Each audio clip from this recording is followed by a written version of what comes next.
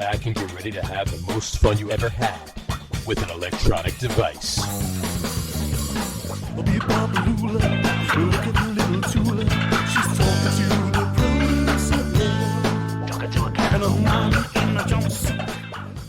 All right, everybody, welcome out to the Get On With It Sports Show. It is Tuesday, January the 19th, 2022. Jersey Johnny coming at you. With me, as always, is none other than Mr. RadioPete. How are you tonight, Peter? You're muted for some reason. Nope. Can't hear you. Try again. My name's Pete, and this is Harry. There you go. Okay, there you go. Hey, everybody. Your mic was muted. And that's Harry. You got Harry with you. Yes. Oh. How are you, Harry? Nikola Jokic is great. How's Denver tonight, Harry? How you doing? He should be the MVP. Joker? Shut up. Yes, Joker. Joker should be. What he's doing with 59% of the team on the bench or injured is. I think the bench is injured. Yes. Well, it's everyone's got splinters. Well, who was the MVP last year of the league? Well, it was Chris Paul, I think. Which was total bullshit. Total bullshit. There you go. All right. So, how are you, Pete? How are you doing tonight? I'm good. It's Wednesday again, and we're back on the podcast. We're back on Wednesday. Yeah, last week was a little bit of a difference, just scheduling conflict. Yeah, listen, we had like a short week, right? We had a short week. We had a Friday game, and now we have a short week. We're back on Wednesday. There you go. Which actually I kind of liked. Kind of liked having it on Friday. It was interesting. We could do it on Friday once in a while. Well, especially because we had the football coming right up the next day, over the next 2 days. Mm-hmm. And then which is one of the reasons when we started the podcast originally a year and a half ago, we did it on Wednesday was the choice because, we had Thursday games, right? Thursday football games. So now there's no more Thursday football games until September. So, Yeah, which I hate. Right. The fact that the season starts on a Thursday and there's whatever. The NFL does what it wants. Of course. Yeah. Harry will be along, in a little while. I've got a meeting. He's got very, very important. He's got an important meeting. Yeah. Governmental executives. City planning, something like that. Yeah. He's got to plan Denver. We're planning a Peyton Manning monument, and I like Peyton Mannion. I like that Peyton Mannion too, but nobody outside of Denver knows who he is. Right. Well, I've heard of him.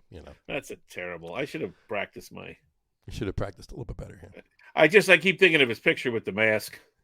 Yeah, right. And that's how he should speak. That's how he should speak with the mask. He should have a different voice with the mask. But so, one of these days, we're doing a year and a half now. We should probably get a regular picture of his face up there. It's not like he's incognito, right? Anybody tunes in to the show, they see what he looks like. Yeah, that's true. But then what do you do for the promotional material? That's true. Do we go with mask? Do we go with Bandito Harry? Maybe we should all get our own personalized masks. Oh. Well, then we'll start a band. And we'll do the masked marauders, the masked manions. The masked manions. The masked manions. Peyton and the masked manions. I like now it. appearing. Now appearing this week. Listen, from some of the stuff I've seen, you can pretty much get up and play anything if you're out in Denver. Yeah, they like those weird bands out there. They do. And and the music's good too, right? It definitely is good for sports show openings. I'll tell you that. Yes. Certainly, yes. And beer show openings. Blog too. holds a special place in our heart. Absolutely. There's a few other things I've seen that I'm not that fond of, but there's a few other things that I've seen that I'm not fond of, and it doesn't have anything to do with Denver music. But that's what I was talking about. Oh, no, I got you. Get your head out of the gutter. That's where I go. That's where I belong. Sorry, I'll clean off my keyboard. Gotcha. But yeah, there's been some clips of some of those Denver bands, and I just kind of went, nope. No. But I think it was only one or two. Most of them, I kind of went, yeah, okay, I would just go. A couple. Yeah. I would go see them. Definitely. But you never know. You're watching 45 seconds of one song. Right. Right. And you don't want to judge the whole band on that one song, but that's the only thing that I have to judge. That's the only thing you go on, yeah. But Yeah. I mean, there are. I mean, depending on the band, I mean, most of them actually do have Facebook pages where they have their full length videos for the song for those whole songs up on it. So like I have time to go and look that up. You know me, I don't make informed decisions. Come on, man. Yeah. Peter off the cuff. I go from the gut. From the gut. There you go. So anyway, do we want to talk baseball before he comes on? We should. I just want to mention one thing. Whenever I speak to any of my Spanish speaking friends, I always try to use the word mucho. Right. It means a lot to them. Sorry. It's my one dad joke for the day. Had to say. Just heard it about an hour ago, so I had to use it. So. Oh, okay. That's not. That's pretty good. All right, sorry, buddy. Anyway, we can start off with. Now that I crashed the whole show, we can start off with some. How do you know when a dad joke becomes a dad joke? When? What's that? Or how do you know when a joke becomes a dad joke? What's that? When it's apparent. All right, even better than mine. There you go. There we go. So, all right. There we go. All right. So a priest, an atheist, and a rabbit. A priest, an atheist, and a rabbit walk into a bar, and the rabbit says, "Hey guys, I'm pretty sure I'm a typo." Yeah, I've seen that one. I like that one. But see, that's actually good, right? Because there's a little bit of you got to think about it a little brain bit, power, and you have to have the knowledge of the sort of the structure of that joke and all that. Exactly. So, anyway, all right. So baseball. Nothing's really going on, right? Not so much. Here's what I wanted to say, though. Talk about it, because I got a few things, but go for it. All right. My biggest, do you have like news type stories? Yeah, well, ish.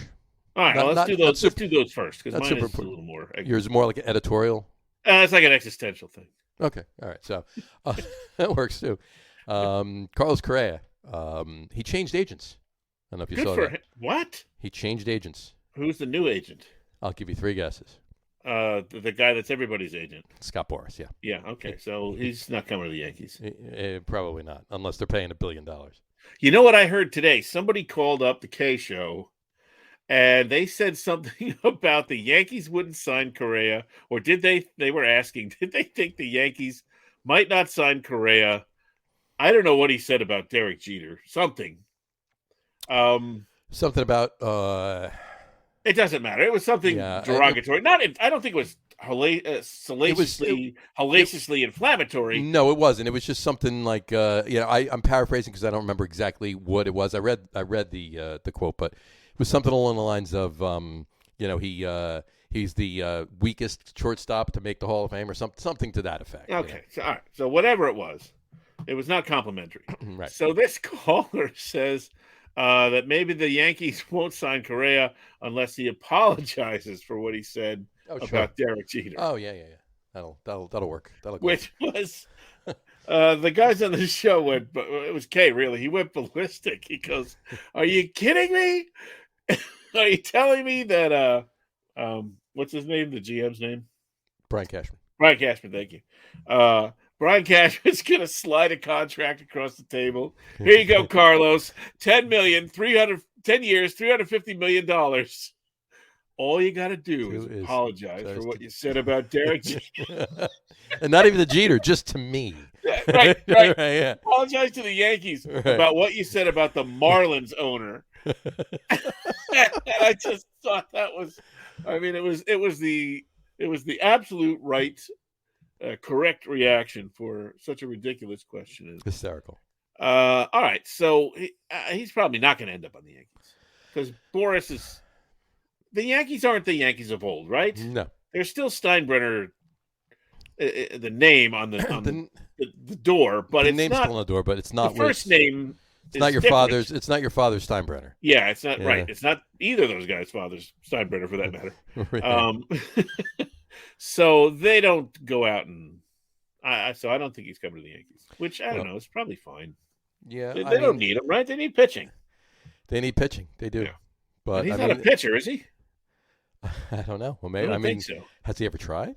Well, look at it this way. The Mets actually had a shortstop in their minor league organization that wound up being a pretty good pitcher. What was his name? Damn it. Oh, Jacob deGrom. That's right. Yeah, well, that was a short. He got signed to his minor league deal. He got drafted as a shortstop from Stetson, or I still wants a Stetson, right? Sure. And whatchamacallit, and then he's now the best pitcher in baseball. So, right. Well, what does that tell you about the Mets? Right. At every level, they're screwing up. Right. I mean, yes, they got it right. It was after a good the screw fact. up, that one. Yeah, but, they got it right after the fact, but still. No, see, typical Mets would have been they signed him as a pitcher and then put him to shortstop. That would have been. That would have been with your typical old Mets. Let's be fair. Let's be fair. Hopefully, knock on wood, that they're moving in the right direction, right? So. Yeah, we'll see. We'll see. Remains to be seen. Signs point to yes, but ironically, on that note that we're talking, that the DraftKings put their odds out for winning the World Series. I don't know if you saw it. Did you? No. Yep. The Mets have the fourth best odds to win the World Series this year. Okay, that's why that's not true. According to DraftKings, if you place a bet right now, you're okay. According to according to DraftKings. So the company that wins when you lose your money says the Mets have the fourth best shot. I don't think I should. I don't think you should believe them, folks. Well, let's look at it really quick. Let's look at a couple of names, a couple of the teams on the list. Well, who's number one? I'll give you. You tell me. Oh, yeah. Okay. Dodgers. Very good. They're at plus 650. Okay. So that would be 6.5 to 1. All right. 6.5 to 1, or however it manages out, or 13 to 2. Whatever you want to do. I don't even know what that means. What does that mean? Out of 15 well, you got to bet series, they win 13 of them? Is that what that means? Yeah, well, plus 650 is, well, you can't have a half on a fraction, right? So plus 650 means you bet $100, you win $650. Well, a half is a fraction. Well, but you can't have a half in a fraction. It can't be 6.5 over 1, kind of thing. But if you want to look at it, at a ratio, you can be. Okay. You can be. But what does the ratio actually mean? The ratio means what you're winning. That's the odds. The odds. So 6.5 to 1. The best. In other words, the best odds for winning the World Series this year is 6.5 to 1. So you bet $100, you win $650. You bet $1, you win $650. Okay. Got it. Bet $1, you win $6.50. I thought it was the opposite. I thought you had to bet $6.50. No, it's if it's minus. Win one. If it's minus $650. Oh, okay. If they're minus $650, you've got to bet $650 to win $100. Or bet $6.50 to win $1 kind of thing. Are you sure? Only if it's minus. Yeah, plus is you'll win. Okay. Yeah, plus 650, you bet 100, you're winning 650. So, but 6.5, we'll stay away from them. It's 6.5 to 1. Okay. So the Dodgers odds are 6.5 to win, 1 to win the World Series. 6.5 to 1. Shut up, Peter. Yeah, exactly. 6.5 to 1 to win the World Series. Time to explain betting 101 to you. We'll have that class. We'll do it. We have time, but betting. We actually do have time. So let's want to talk about it if you want.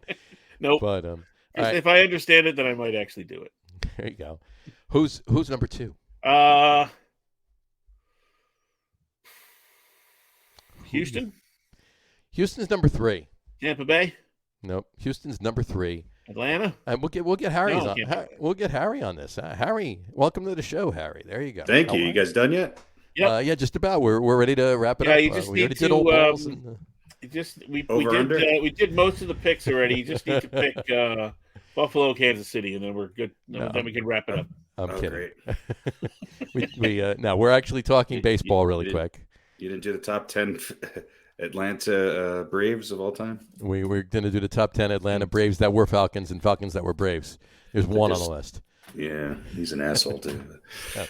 Anyway, you're talking about a friend of mine, buddy. Yeah, he's no friend of yours. He's talking about my jersey. So no, he is a friend. I'm no friend of his. There you go. That's the way it works. But he's a very good friend of mine. All right, so who's number 2? All right, so the Yankees? I'll just tell Harry really quick. The DraftKings came out with their list of odds for winning the World Series. The Mets have the 4th best odds of winning the World Series this year, according to DraftKings. Number 1 is the Dodgers. They're 6.5 to 1 odds. The Astros are in third, 9.5 to 1. The Mets are 10 to 1 odds to win the World Series at 4. Who's number 2? Braves? Nope. Mets have a better shot, according to DraftKings, of winning the World Series than the Braves, the current world champions. Okay. Well, until they get a new team. Giants? No, not the Giants. Well, hopefully not the Yankees. It is the Yankees. According to DraftKings, the Yankees have a 9-1 chance of winning the World Series. DraftKings are a bunch of 12-year-olds, so not sure. Well, I said they shouldn't be believed because if we lose our money, that's good for them. For them, yeah. Exactly. Yeah, I don't think unless DraftKings knows something that I don't, the Yankees don't have a number 2, 3, 4, or 5 pitcher and a suspect bullpen. Yeah. Yeah, a very overpriced suspect bullpen. But other than that, they're the second favorites to win the World Series. Yeah. Well, I wonder what they were last year. I mean, look, I even question the Dodgers because I don't think we really know with any of these teams what their final lineup. I think the Dodgers have the potential of obviously being the favorite again. Sure. But they did re-sign a few players that obviously helps them. But and they let a few go too. So they let a bunch go. Yep. And they're not on paper. They're going into last year. Right. They certainly were set up to have one of the best starting pitching rotations in the history of baseball. And for many different reasons, injuries and behavioral items kept them from ever seeing what that was going to be. And then of course now. The Dodgers made some great, other than the Braves. I think the Dodgers made some of the best midseason acquisitions at the trade deadline. Sure, yeah. But then they lost the biggest acquisition, who helped them quite a bit. So it's I find that list. I think the Astros and Mets are probably in the right position. I think it's kind of a toss-up, though. I mean, where's the Rays? I think the Tampa Bay Rays. The Rays are an 8th. We'll go down really quick. They did lose some pitching, but I think there's so much young talent on that Rays team that they're going to be a lot better this year than they were last year, and they were very good last year. They were very good last year. I'll give you. I'll run it down really quick. Dodgers 1 at 6.5 to 1. Yankees 2 at 9 to 1. Astros 3 at 9.5 to 1.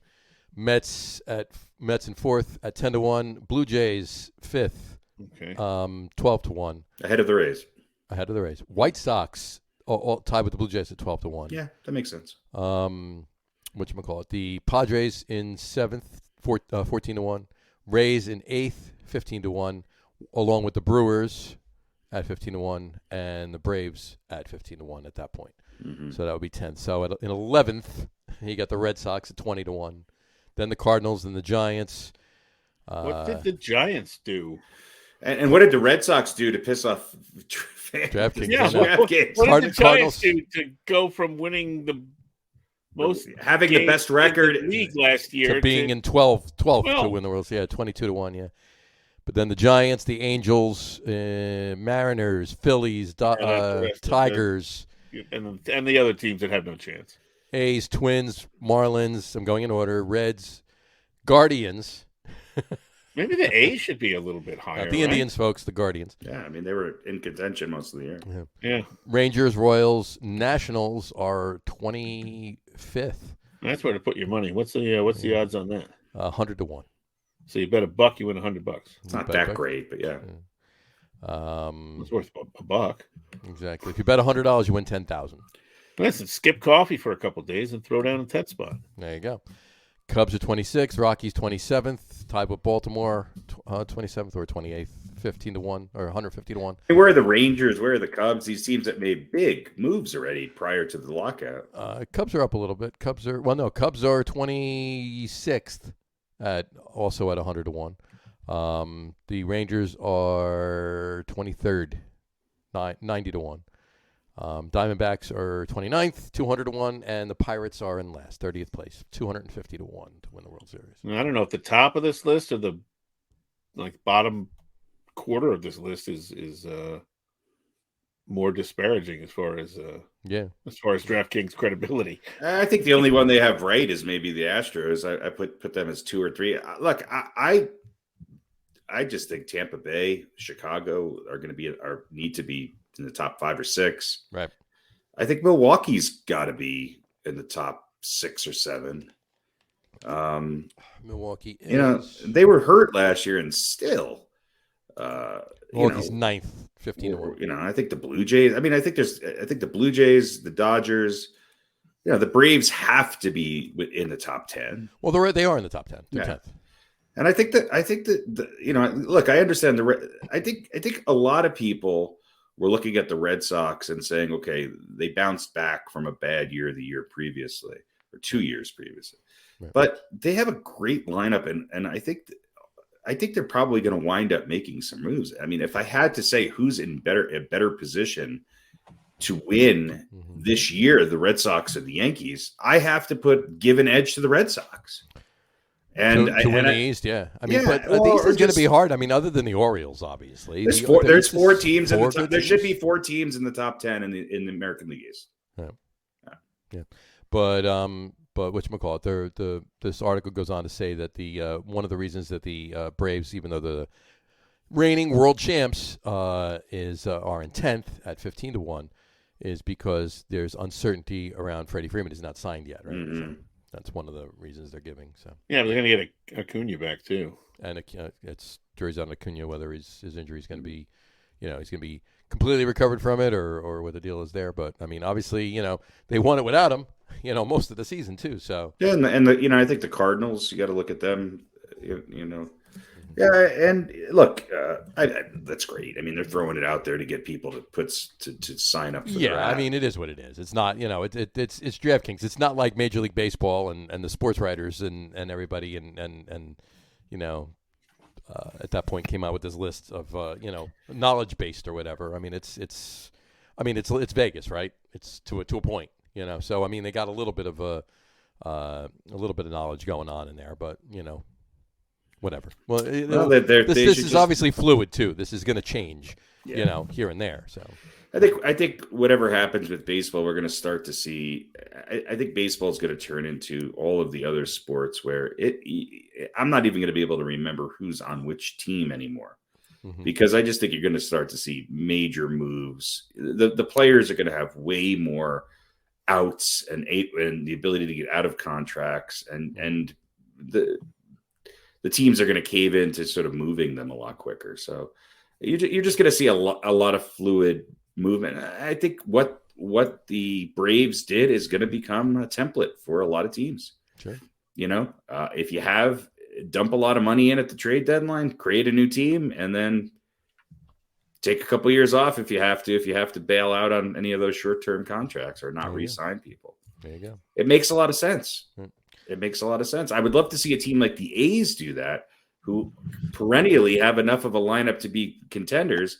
If they just invested a little bit of money in 1 or 2, arms and bats at the end of the year, they could win, 2 or 3 World Series in the next 10 years. Right. I hear you.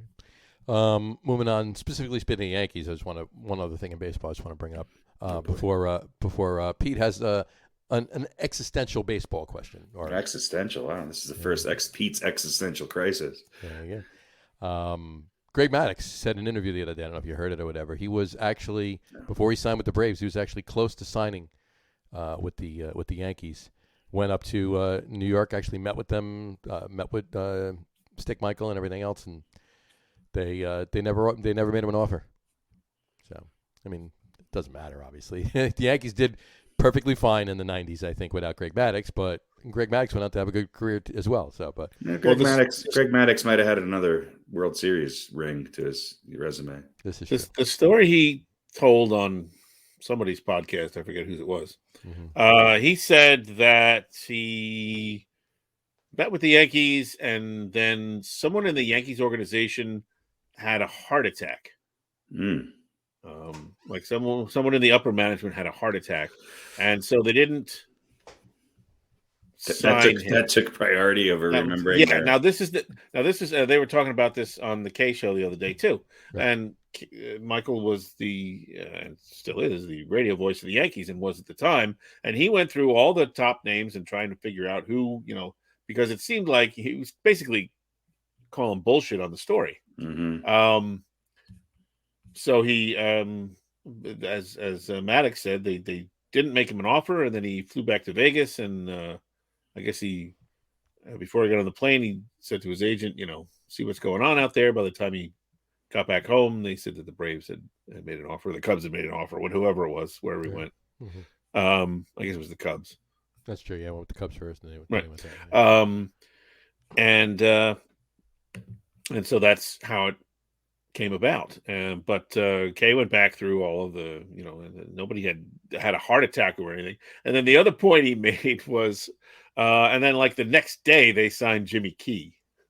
Right. So whatever medical emergency happened, it really only put the kibosh on signing people for one day, if that was the actual case. So he was basically calling Maddox out for, for the reason why they didn't sign him was BS, because nobody had a heart attack that he didn't. Well, if Greg Maddox is listening, it's not too late for us to sign you now. Yeah. You know what? You might actually do better than some of these people they have in the staff right now. I would have much more faith in you coming into the game in the 8th inning than I would certain overpriced closers. You might have more faith in him actually coming in, starting the game. Not too late to join the Yankees, Greg. No. Never too late, Greggy. Come on. Let's do it. Get that arm loosened up. You only have to pitch 4 innings now to be an all-star. That's it. 3.5 on a couple of days. That's right. A couple of times, yeah. That's right. You'll be good to go. So anyway, all right. Your existential thought, Mr. Pete? All right. So the World Series ended, right? We had about a month of free agency or whatever long it was. Mm-hmm. And some big deals got made. And then December 1st, boink, lockout. Done. Mm-hmm. Right. It's now more than a month and a half later. Sure. Mm-hmm. So my question is, at what point, if we're not already there, do we begin to say, I think they're not going to get a deal done before the regular season starts? Because we're a month away from pitchers and catchers, right? And now we're less than a month. Less than a month. Less than a month away from pitchers and catchers, yeah. So right. Less than a month from the typical standard pitchers and catchers. Right. Normal date, right. Timing of things. Sure. So are we ready to say, I don't think they're going to get it done? Because it doesn't seem like there's been any movement. They met last week on Thursday. Yeah. That was it. One day. There's a story on Major League MLB.com dated the 13th. Yeah. And that's under the latest news. That's last Thursday. Yeah, that's Major League Baseball's latest news story from Mark Feinsand. And that's 6 days ago. So it doesn't seem like much is happening. Certainly nothing that they want to report about. Haven't read anything in any of the news sources about anybody agreeing to anything. Right. So anybody want to say, I don't think they're going to start on time? I don't think or do we want to wait another, what is it? How many days in this month? 30? 31. 31. So do we want to wait another 12 days? They definitely won't start on time. And I think that's what the players want. Yeah, I don't. Let's put it this way. I don't think that they're going to delay the season. All right. I think that they'll get the whole 162 games in, even if they start a few days late because of certain things, or it might not even happen that way. I think spring training is going to be a little shortened. And if anything, there'll be 1 week less of pitchers and catchers and 1 week less or something like that. But once they get to where they should be, and I think it's going to be more, it's my thought anyway, I think it's going to be more on the side of Major League Baseball than on the Players Association. I think they're going to say, okay, well, we gotta concede to a couple of things that they want and try and bring this around, because they're standing their ground and we don't want to lose the TV revenue, because that's what it's about, right? I mean, they extended the damn playoffs for the TV revenue. If the lockout happens and they don't have the start of the season, well, then they just kick themselves in the ass for not having the TV revenue. So I think once we get to the point of pitchers and catchers, and maybe we're a few days into that, they're going to say, okay, well, let's try and get this thing done. And within a week and a half, then they'll get it done. So they're 2 weeks late, so they'll delay. So, they'll have... The opening day is middle of April? No, it still may be the beginning of April. I think you'll have a little bit shorter spring training, a little bit shorter pitchers and catchers. I think you're going to have a significantly shorter spring training, and I think that's what's going to push this to an agreement. Out of all of the major sports, we've seen a trend for shorter and shorter preseasons, with the exception of baseball. Preseason baseball, people visiting these warm places, and this is big money. This is big money, much bigger than a preseason, football game or a preseason basketball game. Mm-hmm. This is big money. And it's tourism too. I mean, that's exactly what I'm talking about. It's not your preseason football game. You got your tickets. You live there. You go. That was it. Right. cities in Florida and Arizona are I'm sure their representatives and chambers of commerce have been hammering the phones of the baseball executives, especially the teams that there's major tax incentives. These cities go out of their way to roll out the red carpet for these teams. And if they screw them in this capacity, you could start to see some cities say, hey, look, maybe this isn't the best deal for us anymore. Mm-hmm. And, so I don't think they're going to screw. I think that everybody has to go to Texas for spring training. Everybody goes to Texas. Texas might not give them what they're already getting from some of these other cities. And it might not be the draw for, let's face it, mostly retirees to go down and watch, guys they'll never see it play a game. Right. Pretty much. Yeah. It's a vacation. It's a vacation. It's something to do for people who have that luxury of time and want to go to these places, at a time of year where it's seasonally, in their best interest. So I think that's something that jumps out at me as far as I think it'll get done. It's quiet, but it doesn't necessarily mean nothing's happening. Right. All right. So let's see. What is the slated opening day?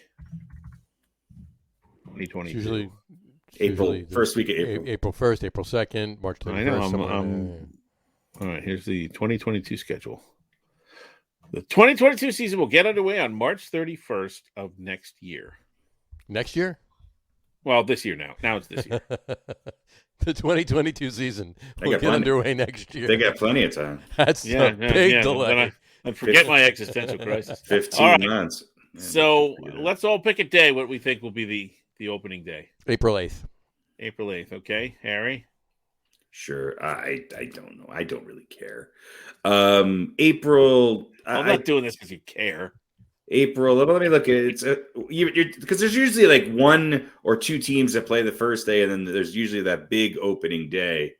So I think that it'll be, they want to tie it in with a. I say April. I'll take it back and I'll say 6th or 7th. I was going to say 7th because they always going to start on the Thursday. Yeah. So I'll change my 8th to 7 because it's that week. Yeah, I think it'll be the 7th and the 7th or the 14th. Okay. I think it's going to be. Is it always on a Thursday? Wednesday or Thursday. Starts on a Thursday. Yeah, Thursday. Yeah.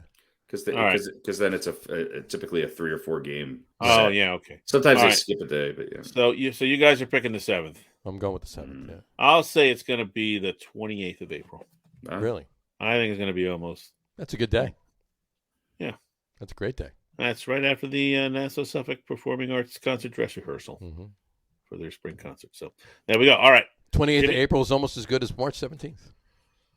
So, Pete, if you're not catching the hint, it's somebody's birthday on April 28th. Okay, well, that piece of shit's going to get a happy birthday present of Major League Baseball opening. There you go.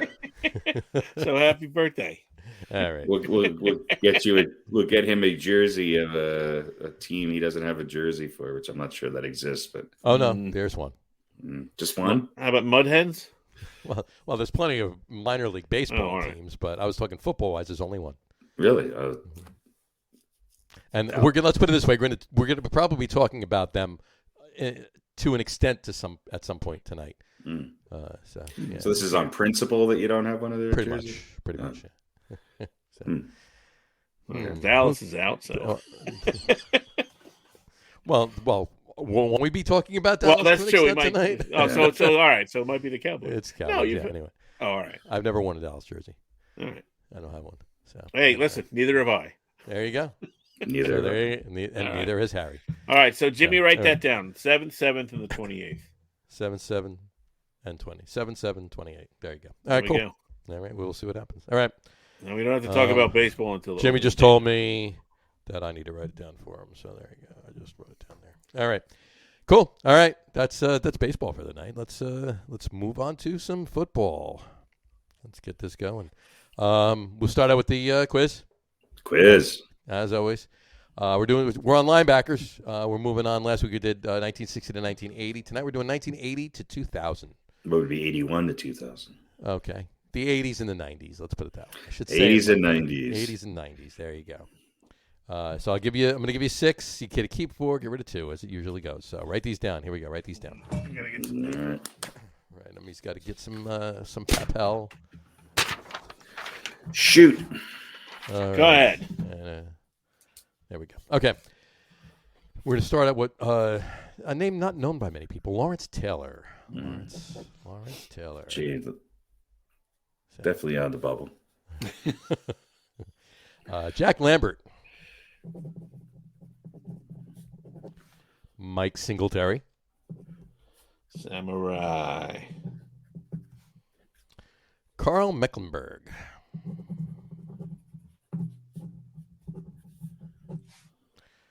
Derek Thomas. And Junior, Mr. Seau. So Lawrence Taylor, Jack Lambert, Mike Singletary, Carl Mecklenburg, Derek Thomas, and Junior Seau. Pete, you want to... All right, well, LT and DT are on. Okay. Lambert's on. Lambert's on. And you know what? I take that back. Yeah, how many years in the 80s and 90s did Lambert play? Well, 80s. He ended his 84 was his last season. Well, he was a high. He had his highest rankings in. I don't want to hear any. I don't want to hear any information. You may influence my decisions here. Please. I don't want this based on any science. All right, LTDT. I'll take Samurai Mike and Junior. All right. So Jackie the Lamb and sorry, Carl, I love you, but you're off. All right, Harry. I mean, I think the obvious ones, yeah, Derek Thomas, Lawrence Taylor.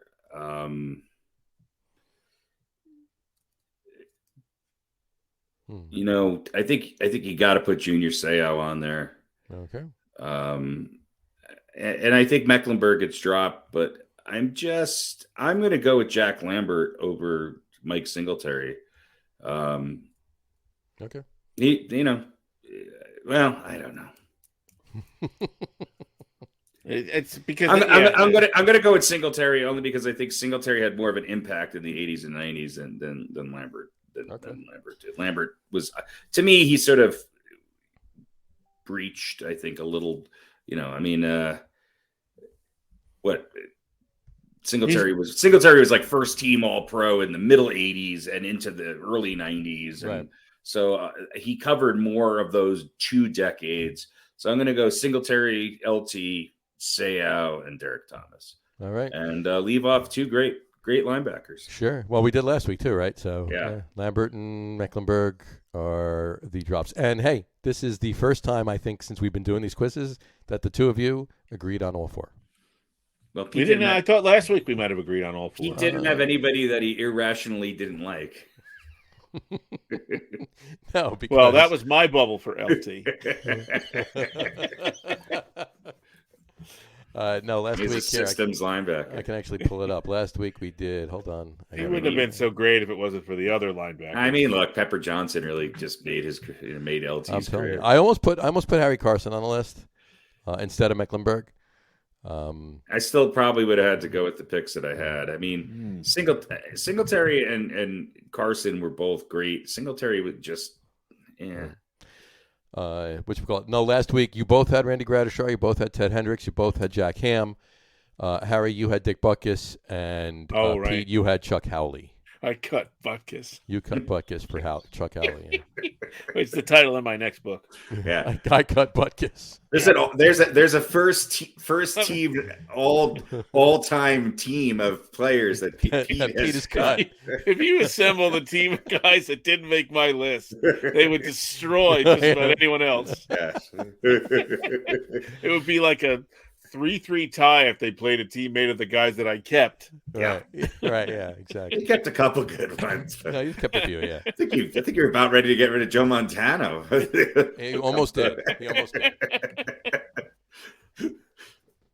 Oh, that's funny. All right. All right. So there you go. So Lawrence Taylor, Mike Singletary, Derek Thomas, and Junior Seau make both of your lists. There we go. And Seau, what was Seau's last season? Was it? Didn't he make it into the 2000s? Didn't he? Yeah, no, he played with the Patriots in the 2000s. Yeah. He was on. He was in New England. So, all right, let's move on to some of the football action we had last week. All right, first thing, let's address once again the 400-pound elephant in the room. Let's talk about the Dallas game. All right, it was lovely. First thing I'm going to say is this. Before we actually get into it, I just want to I want to say this. Here comes something about the refs. No. Oh. What, you think I'm going to be mad at the refs? I don't know. Listen, the refs didn't screw the Giants on a single call last Not week. one call against the not Giants last one. week. This is true. Yeah, absolutely true. In John's book, they did probably somewhere on a bowling alley or in putt golf. So well, there was probably a former Giants player on it was one of the playoff teams that got screwed. Anyway, in the last 25 years, Mm-hmm. okay, in the last 25 years, I'm just going to tell you this. Jake Delhomme, all right, has 5 playoff wins, and he retired in 2011. Trent Dilfer has 5 playoff wins, and he retired in 2007. Brad Johnson has 4 playoff wins, and he retired in 2008. And he never even played in the NFL. It's an honorary captain. It gets better. Mark Sanchez has 4 playoff wins, That's incredible. and he hasn't played since 2018. Now, how many of those games did he play in? All of them. Okay. Well, yeah, one could say that New York Jets defense has 4 playoff wins, and Well- Mark Sanchez went along for the ride, but he was the quarterback. He was a of those quarterback, so right. 2 teams that almost got to the Right. Super Bowl. Colin Kaepernick has 4 playoff wins, Well, sure. and he hasn't played since 2016. In the last 25 years, Dallas as a team has 3 playoff wins. Yeah. I mean, there was nothing more wonderful than watching that game. I made it a point to go out and watch it and scream at the television. And Dallas lost that game. They San Francisco tried as hard as they could to give it Dallas every opportunity. I mean, it shouldn't even have been that close, but Dallas was undisciplined and just looked unprepared to play in that game. Yeah, that's a game that came down to who made the last mistake. Right. Yeah. Because there were plenty of those. You just said it was like, here, you take it, you take it. I know you can win. No, you guys can win. No, you guys can win. Yeah. I mean, have you ever seen 2 pretty good teams play each other with 2 really poor quarterbacking performances? I mean, they were both horrible. Right. Yeah. And usually, and I'll say this, not that I'm a big Jimmy G fan, mm-hmm. and the basic statement is true for every team. They're better with their starting quarterback, of course, than without him. Right. But if you quantify that even further, I feel like San Francisco has one of the greatest disparities. Absolutely. When Jimmy G is playing and when he's not. They are just a different team. He's got a great record mm-hmm. when he's in there. However, he is not a good quarterback.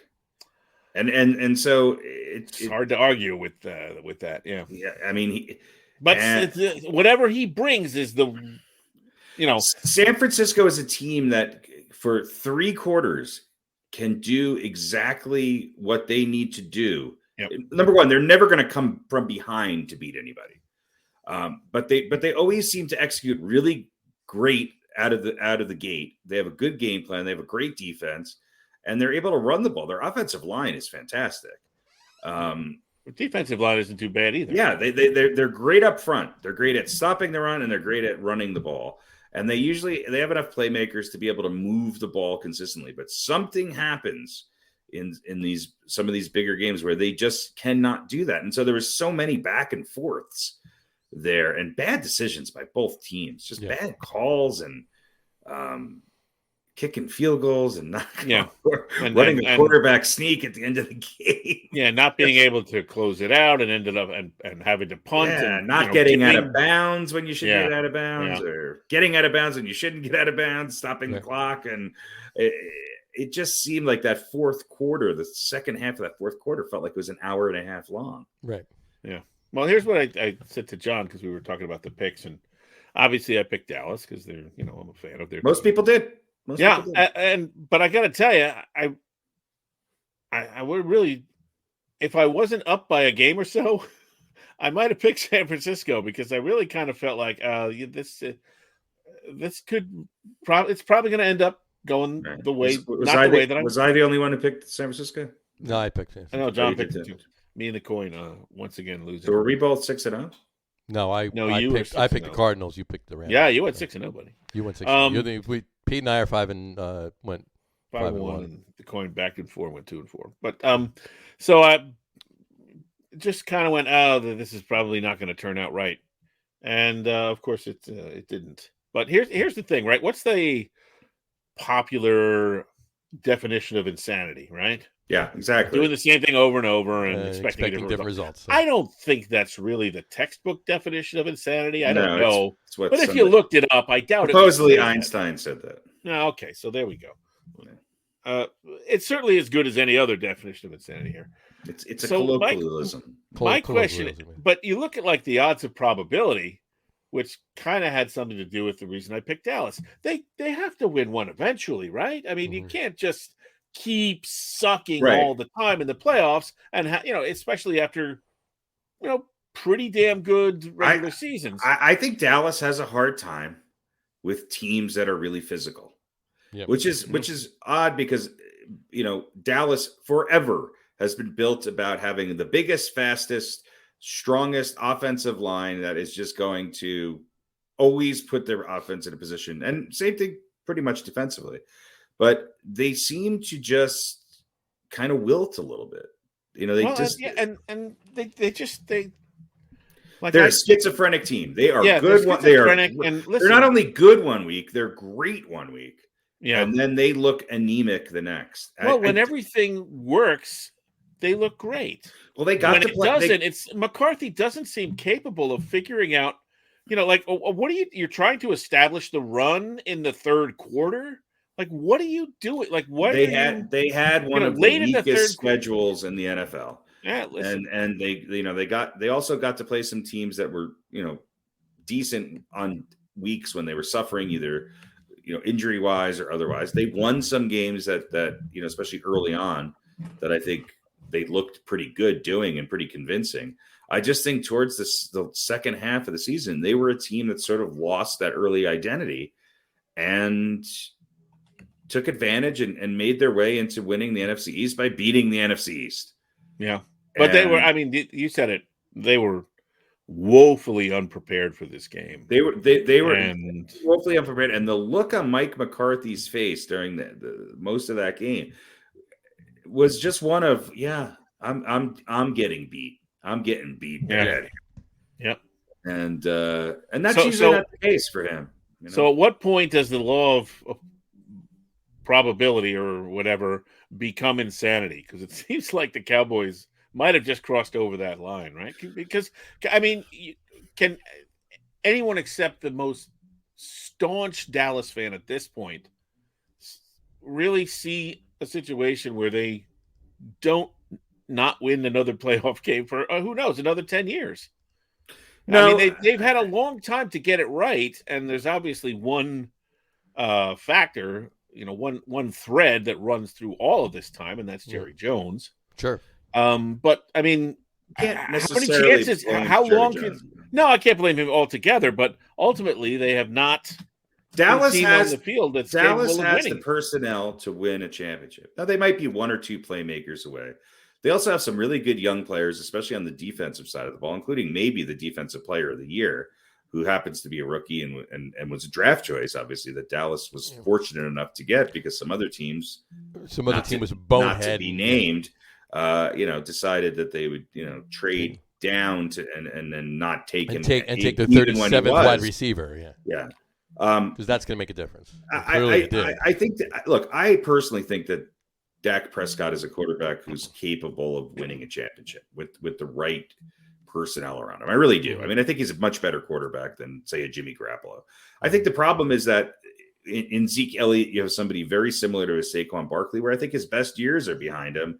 I think that Dallas's offense is a little confused. I think they need to become more motion and play action, and their offense seems a little old school at times. And I think what they're going to do most of the time. They have the athletes on that side of the ball to really open it up. And I think they need to do that. I think they need to get into a quicker, they need to utilize the tight end more. They need to move the ball with short passing yards so that they can open up the big play. And on defense, look, their defense didn't play a horrible game.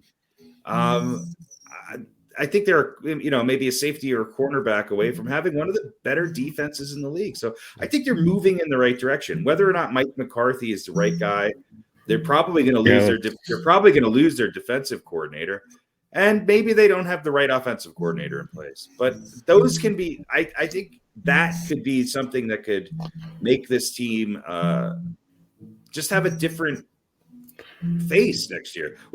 See, that's my point, is they just can't seem to get all of those things together at the same time. Right. By the time they bring in, I don't know about McCarthy. It doesn't seem like he's really got the goods to me. But look, I mean, there was a reason Green Bay didn't want him anymore. That's all I have to say. Yeah. Look, but I mean, by the time they get the coaching staff set, some of these guys are not getting any younger, and you're right. Elliott isn't the same player he was and their defense. One of the biggest, and granted, Micah Parsons is definitely a big difference in what they had last year. But they still have it. But Dan Quinn is by far one of the main reasons that their defense was as incredibly great as it was this year. I agree. Not the only reason, but one of the main reasons. He's going to be gone. He's getting a job. He's getting another head coaching job. So you ain't going to have him again. So you got to replace him. I don't know. They just can't ever seem to get it together. Well, they'll win the NFC East again. And look, had Dallas gotten Philadelphia in the first round, we'd be talking about Dallas playing next week, and all the Dallas fans would be pumped up. Sure. Hey, we want, I think the three of us could win the NFC East, by the way. It's not really that big of a, Well, but look, they still, how many games did Dallas win? 11 or 12? 12. Dallas won 12 games. It's not easy to win 12 games. Right, that's what I mean. Even if half of those are against the Giants, Eagles, and football team. We're 2 weeks away from exactly 2 weeks away from knowing what the I feel know what the new name is. I feel a lot more positive about. I think Dallas is moving in a direction that is going to help them in the NFC. I think next year, when you really look at the NFC coming into the season, I think you got to look at them in the top 3 or 4 teams in the NFC, and I think you got to give them a chance to move past where they were this year, and hopefully they did everything right. They had the home field. They won 12 games. They won their division. They just didn't execute. And that's been their problem all year. Even in some of the games that they won, they didn't look great. And I think you're right, because I certainly think that Jerry Jones is definitely thinking about execution right now. But maybe not what you're talking about. So. At least a couple of different kinds. Look, he's stuck with Dak. Zeke is going to be there, whether or not they eat that contract or move him on in some sort of trade. I don't know. I think you're going to see him in a diminished role next year. I think they need a new offensive coordinator. McCarthy is going to be there. They're not going to you can't get rid of a guy. Mike McCarthy's not going anywhere. Yeah, no. And there's no better option. He's stuck with Jason Garrett for 10 years. Right. Mike McCarthy's not gone after 2. Right. Yeah. Exactly. So again, we're spouting to me all the reasons why they may not win another playoff game for a while. When was the last one? I will go out on a limb. They won 3 in the last 25 years. They won 25 years. It could be another 25 years before they get. I will go out on a limb and say that Dallas has a 50-50 chance of winning a playoff game next year if they make the playoffs. Well, here you go. Longest active streak without a conference championship appearance in the NFL. Okay, I'll give you the bottom 6 teams, or the top 6 teams, if you will. Longest active streak without. Well, one of them that's going to be in there had just recently won their first playoff game in 31 years. Right, yeah. The top one is 32 years is the Bengals. Right. Okay, and the number 2, it's actually tied for the top spot, is 32 years is the Browns. That's because they were in the same AFC championship game when the Bengals went to the Super Bowl in 89. But 30 years, the Lions. 30 years, the football team. 29 years, the Dolphins. And then 26 years, the Cowboys. So those are the longest. 26 years without a conference championship appearance. Right. I mean, that's. But you look at all those teams. You look at the Washington team. That's surprising to me a little bit. And look, Washington. Cleveland, That the last time they were in a conference championship is the last time they went to the Super Bowl, which was 91, or the 1992, the 91 season. But whatchamacallit? Yeah. So. Yeah, but that's a product of the 90s being longer ago than we think of it, right? We haven't gotten used yesterday. to. Yeah, right. We haven't gotten used to the fact that it's been 22 years since the 90s were. It's been 22 years and 3 weeks since the 90s ended. Yeah, right. I still think the Meat Puppets are new music. There you go. Yeah. Right. But anyway, listen, it's look, couple of things. I'm almost at the point of I might need to find a new team. I don't know. A new NFC team. A new NFC team. Because you're not getting rid of your AFC team. No. I mean, the Cowboys should make you feel a lot better than compared to your AFC team. You want to get rid of a team. You want to get rid of your NFC team because they just went to the playoffs and lost the game. Well, no, because I mean, the thing about your NFC team is a team that is going to make you feel better about the Jets losing, right? That's what you're talking about. No, the NFC team is a team that I like and that I want to get to the Super Bowl and lose to the Jets. That's my NFC team. And the Cowboys obviously just ain't cutting it. Well, if that's the case, then you should become a Giants fan. Wouldn't you love to see the Giants get to the Super Bowl against the Jets and lose? How many decades will I be dead before the Jets and the Giants both get to the Super Bowl? Hey, almost did in '86. I mean, the Giants went and won, but the Jets that was almost 50 years ago. The Jets were 63. So you'll be dead 20 years. The Jets were, that's very generous of you. Thank you. The Jets more like I'll be dead 43 years. The Jets were 63 minutes from the Super Bowl. Yeah. That year. So I don't know. Anyway. I don't. Whatever. Cowboys suck. Anyway, but all right. Couple things on that. Obviously, with the clock management. I mean, that was just how. There's a couple of memes. I just put them up really quick. I had them. I threw them up really quick. I'm not trying to cast any dispersions or piss off any Dallas fans, but a couple of these are a little humorous. So I'll put up a couple of them. I won't put up a lot of them. Here you go. On Facebook, there's that 10-year challenge on Facebook. So there you go. 10-year challenge. Yeah. There you go. All right. So there you go. How does Romo still look younger? I don't know. There you go. 2012 to 2022, and there you go. Let's see what else was there. This one, here you go.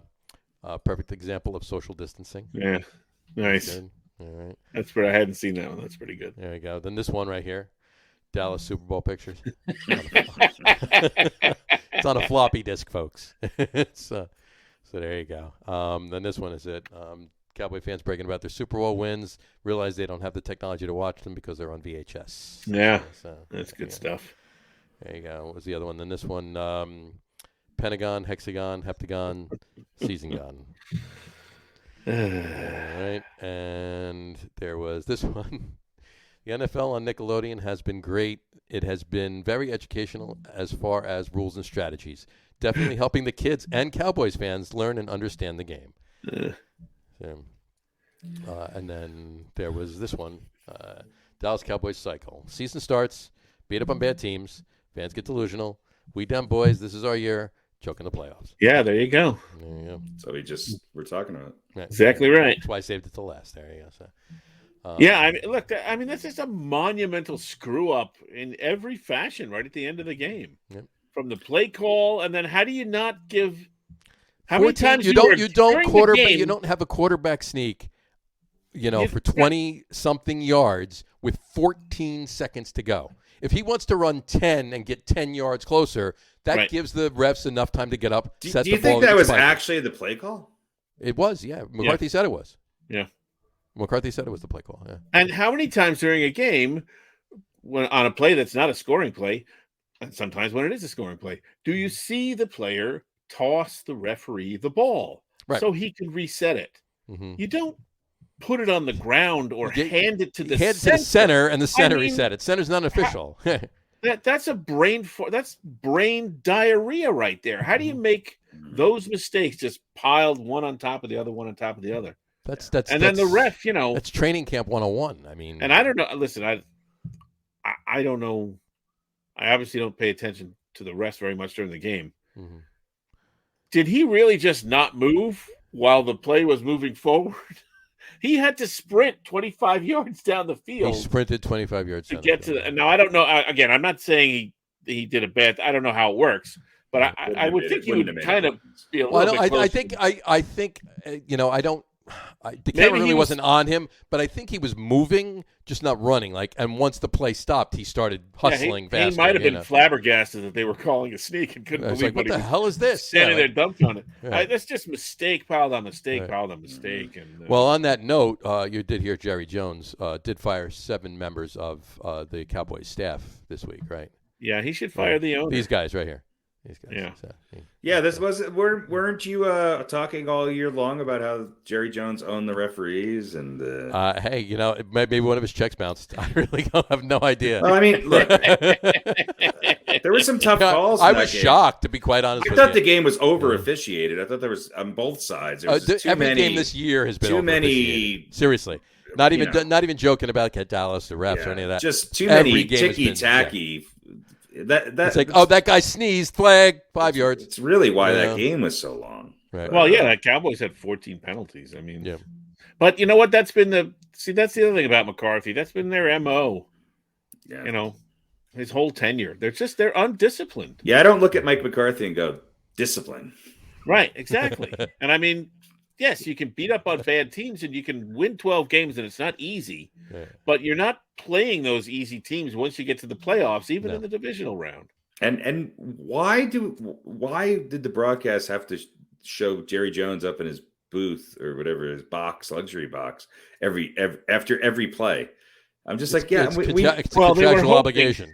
They were hoping that he would stab someone or just jump or strangle somebody or that'd be great. See, now that's good TV. That'd be great if he just with his cell phone or took something. a couple steps back, disappeared, and then he reappeared with just arms akimbo and just. It's that actually that video I sent you guys was actually Jerry Jones in the booth. Right through the plate glass. Yeah, they were hoping he'd snap and hurt somebody.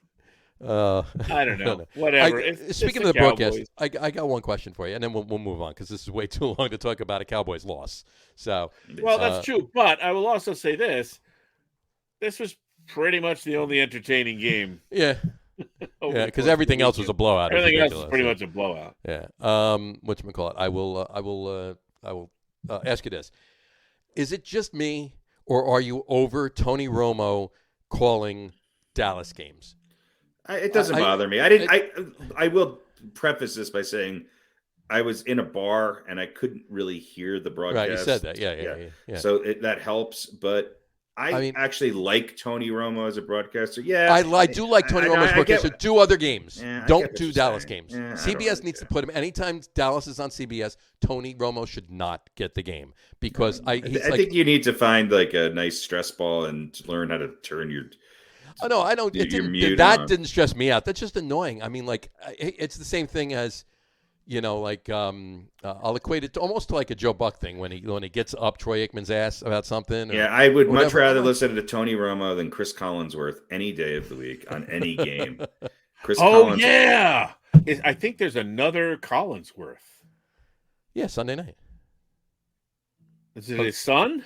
Oh, no! I thought you meant there's another Collinsworth game. Yeah. No. Yeah. His son's in broadcasting. Yeah, he was Chris Collinsworth's son's in broadcasting. Yeah, he was Great. doing wasn't sideline. It was like in the studio. He was talking to some chick. I think.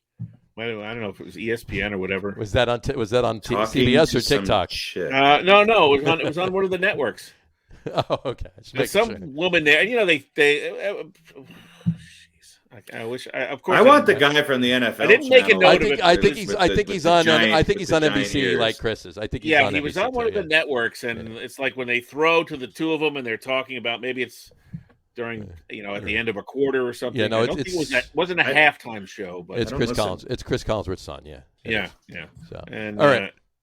All right, let's move on to. All right, moving on. One last thing on Dallas, really quick. I just want to bring it up. The fans were at the end of the game. The fans were throwing garbage. Okay, and DeMarcus Lawrence actually warded one off with his helmet. Like hit. They were just cups basically with ice in them or whatever. And Dak Prescott got pissed off because he thought the fans were throwing them at the Cowboys, and then he found out the fans were throwing them at the refs. And then Dak Prescott proceeded to say, well, good for them then. Yeah. What's your take? Yeah. I don't think Dak Prescott's the smartest guy in the NFL. Emotions run high. Whatever. Emotions run high. Just don't say anything. It's a dick move. So, anyway, all right. A dick move from the quarterback of a dick organization run by a dick. There you go. It's not going to help him next year, It's not. Right. Exactly. That's where I was going. But it will against the Giants. Well, sure. Because there's only one team the refs hate more than Dallas, and that's the Giants. Yeah, exactly.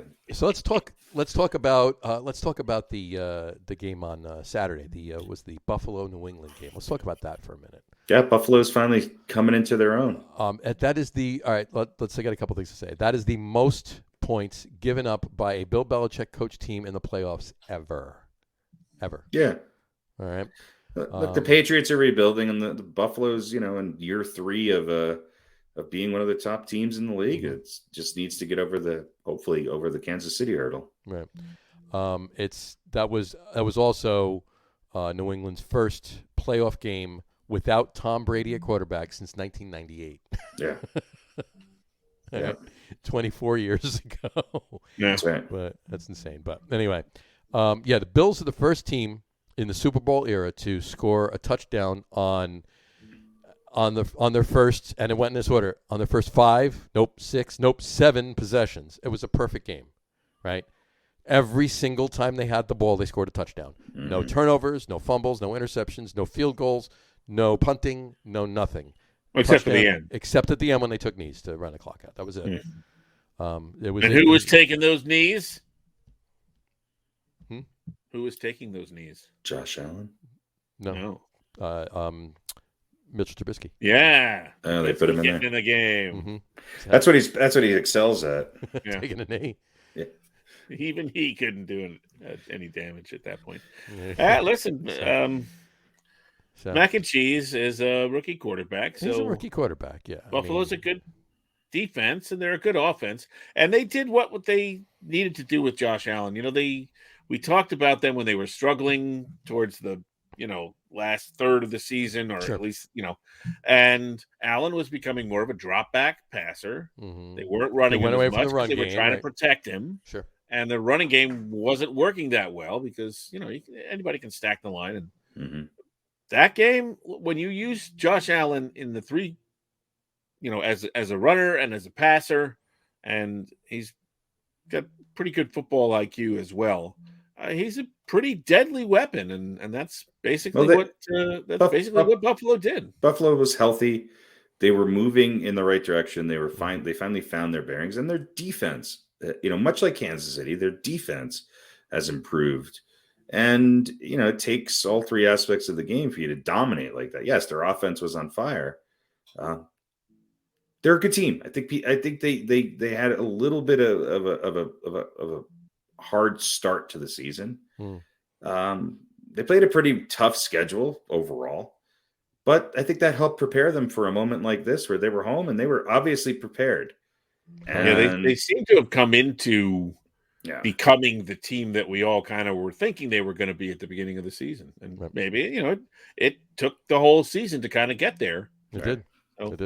but they seem to be there. They're peaking at the right time. Yeah, there's a lot of teams that are kind of peaking right now, and I think the teams that are playing their best football are, I think they're out of what? How many teams are left? 4, 8. 8. I mean, 8 games, 4 games, 8 teams. 4 games. Out of the 8 teams, I mean, I think you could say 5 of those teams are kind of peaking right now. And when you look at a Buffalo, when you look at Cincinnati, I think Kansas City, Green Bay, they haven't really dipped, so I'll put them in that category. But those teams are actually playing their best ball right now. I think teams like Tampa Bay and the Rams, we'll see. I mean, I think Tampa Bay is going to be dealing with a bunch of key injuries. I think we're going to have to wait till Friday or Saturday to really see who plays for the Bucs. Yeah. But again, the teams that are peaking are playing good ball right now. Yeah, I agree. Moving on to the Rams game, Matt Stafford before Monday's game. Matt Stafford had thrown more touchdown passes without winning a playoff game in NFL history. Now he has won an NFL playoff game, so there you go. But speaking of passes and touchdowns, Odell Beckham Jr. Yes, Odell Brewing Company threw a touchdown pass. There you go. Odell Brewing Company is a very good brewing company out there in Colorado. Mm-hmm. All right. It's not owned by Beckham, but it should be maybe. Not yet. Who knows? Not yet. He'll buy it one day. But anyway, let me give you some stats really quick. This season, with the Browns, Odell Beckham played 6 games, scored 0 touchdowns. He had 3 red zone targets, and he had 2 dropped passes. Okay. With the Rams, so far, he played 9 games. He has 6 touchdowns, 10 red zone targets, and no drops. Okay. You think it's because of the change of scenery, or is this a testament to the lack of ability by Baker Mayfield? Well, it's not just Baker Mayfield; it's the whole And offense, and it's also the fact that he's on some plays he's a third option. So when you have Odell Beckham Jr. as your third option, when you're double teaming 2 or 3 other guys, sure, it's going to make him open. He's using his abilities, but he's also not being double teamed, and he's in a system which is going to get him open with let's face it, a better quarterback. Mm-hmm. There's no secret line. that Matthew Stafford is a better quarterback. Yeah, he's got a better offensive line, a more balanced offensive, a much more dynamic offensive system. Right. And by the way, look at the other guys that are lining up on the line of scrimmage with them. Right.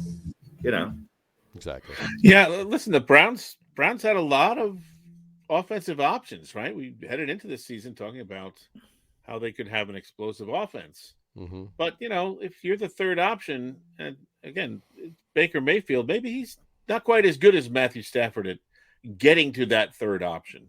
Reading. Well, I don't think Beckham was a third option on the Browns. Beckham was. No, that's what I mean. On the Browns, if he's the third option, maybe Mayfield doesn't check down quite as well as a guy like Stafford, who obviously has a lot more experience. Right. Would maybe do if you put Stafford on the Browns, then maybe Beckham might get some looks, but I don't know. He just never seemed to fit into that offense in Cleveland. Well, and he won't fit into this one next year. Right. So, I mean, it's just his MO. He'll get pissy and something will go wrong and he'll start to, he'll be gone. Odell Beckham Jr. get pissy? No. Yeah. But for right now, he's on a high. Uh-huh. Whatever cocktail that's going through his head is working, and he's happy because he's getting balls thrown his way. Well, hopefully he won't. We'll see if he goes out on a boat with some of his teammates. No boats. I'm sure they've already told him you're not going anywhere near water while you're. That's probably in his contract. We'll see. We'll see what his last game of the season turns out this week. Oh, foreshadowing his pick. Look at that. All right. So, all right. Well, a couple other things. Tom Brady. All right, and the Bucs. That quarterback, Tom Brady. He has a future. That guy. I think he's a good guy. Yeah. Anyway, Tom Brady is older than every opposing NFC head coach still in the playoffs. Mm-hmm. All right, Tom Brady's 44. Sean McVay is 35. Take your word for Kyle Shanahan is the 42, and Matt LaFleur is 42 as well. So here's the thing, though. Tom Brady's never won a game as an NFL head coach. Not a single one. Not once. Some would argue maybe he's won a bunch as a head coach. Actually, no. I don't think so. I think Bruce Arians would even admit that maybe he's co-head coach to some extent, right? Exactly. Oh God.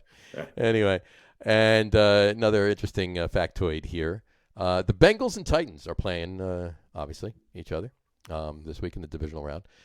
They have one very strange thing in common. You know what that is? Ugly uniforms. They both lost to the Jets this year. Mm. So, two of the Jets' 4 wins are playing each other in the divisional round this weekend. The Bengals lost to the Jets 34-31, and the Titans lost to the Jets 27-24. The Titans are the most confounding team in the NFL, and we still don't know if their best player is going to play this week. Sure. They said he's 90%. Yeah, Well, Derrick Henry at 90% is a lot better than a lot. Well, 90% ready to play, but is he ready? How is he going to fit back in? I think this. Well, do you want to mess with this? With what's going formula, on, which has obviously had success. Other than has it though? Look at what Tennessee's done at the end of the year. They've won some games, but they've also lost a couple games that you scratch your head. And didn't they also lose to Houston? Yeah, but everybody's lost a few games that you scratch your head. Not. I mean, anybody who lost to the Jets, playing down a level of competition. Anybody who lost to Houston. I mean, those are, Tennessee to me is the least. They're the most confounding 1 seed I think maybe ever. Yeah, I was shocked that they actually wound up with the 1 seed. That was strange. But you know what? They have pretty good offensive line and a pretty good defensive line. They're a good team. They're very good at their core, and that that can make up for a lot. Why am I hesitant in picking them to win this week against a team that they should, on paper? Well, who else on the team is flashy? Well, there's nothing flashy. I don't need flashy. Flashy. If you know me, I don't like flashy. Yeah, but no, but it was Derrick Henry, right? And then it wasn't Derrick Henry, and then it was a parade of guys, and who still did great. Yeah, still did great. But maybe it's Tannehill that just doesn't. But maybe Tannehill doesn't have to win the game for him. No, maybe not. Yeah, they find a way to win. Yeah, this is true. All right, a couple other things they got here. I thought this was a cute story too. Jason Kelce is obviously center for the Eagles, and obviously his brother Travis, you know him from I think he plays for Kansas City. I think so. Yeah. Anyway, their mother, right? She was in Tampa for the Bucs Eagles game at 1:00. When the game was over, she left, went to the airport, flew to Kansas City, and was in Arrowhead for. She's the Phil Collins of NFL moms. There you go. So. Good for her. I just thought that was interesting. Anyway, all right. People's kids are going to bed hungry. There you go. But good for her. She gets to go to 2 games to watch her millionaire NFL sons play. I'm happy for her. Please tell us how you feel about that. Hopefully she's a nice lady. Obviously, I don't know. She's not as annoying as Steph Curry's parents. So. There you go. Fucking idiots. All right. On that note, she's no Richard Williams. That's right. Really. CBS is predicting head coaches where they're going to go, where they're going to land. All right. See how you feel about this. They're predicting Brian Leftwich is going to wind up the head coach of the Jags. Doug Peterson is going to wind up the head coach of the Vikings. Brian Dable is going to end up the head coach of the Bears. Dan Quinn is going to wind up the head coach of the Broncos. Eric Bieniemy is going to finally get that job and wind up the head coach of the Dolphins. Brian Flores is going to get the job with the Giants. Jim Harbaugh is going to get the job with the Raiders.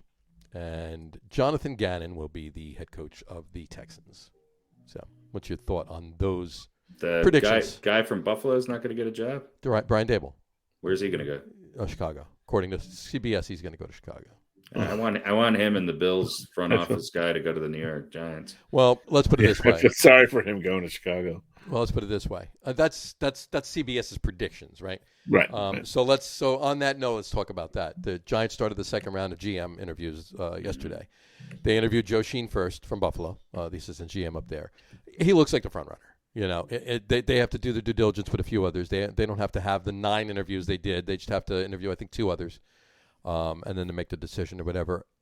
All signs point to they're going to hire Joe Sheen. What is stopping? I mean, if it's Joe Sheen's call, why is he not going to bring Brian Dable here to New York too? And I've read some reports that if it's Sheen, then Dable's pretty much a lock for jumping to the top of the coaching options. Sure. The only thing that's hurting the Giants right now is that some of these people probably want a decision as soon as possible. Sure. I heard today the Giants are scheduled to interview Dan Quinn. Oh yeah. That's what I heard. Interesting. So you don't have a GM yet, but see, I think I was asking this last week. What's funny is Dan Quinn and Brian Flores are both local boys. I mean, Brian Flores grew up in Brooklyn or whatever, and Dan Quinn grew up in Marsh Plains or Morristown. Yeah, Quinn seems to be the hottest commodity right now. Yeah.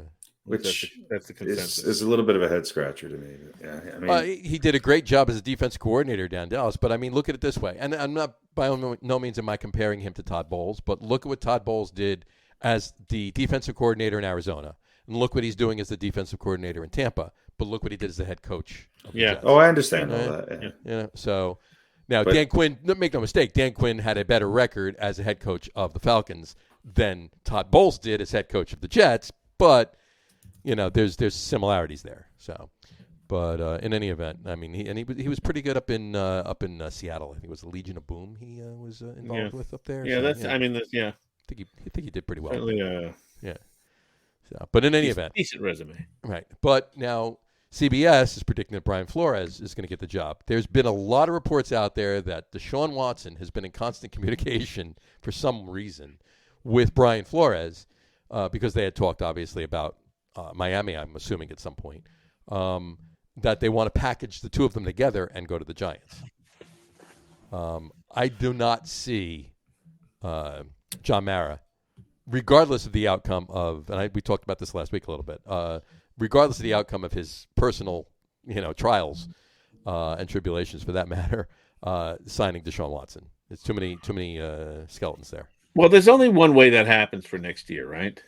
Because it's not going to be decided in court if Deshaun Watson decides to fight this all the way, because it's going to take too long.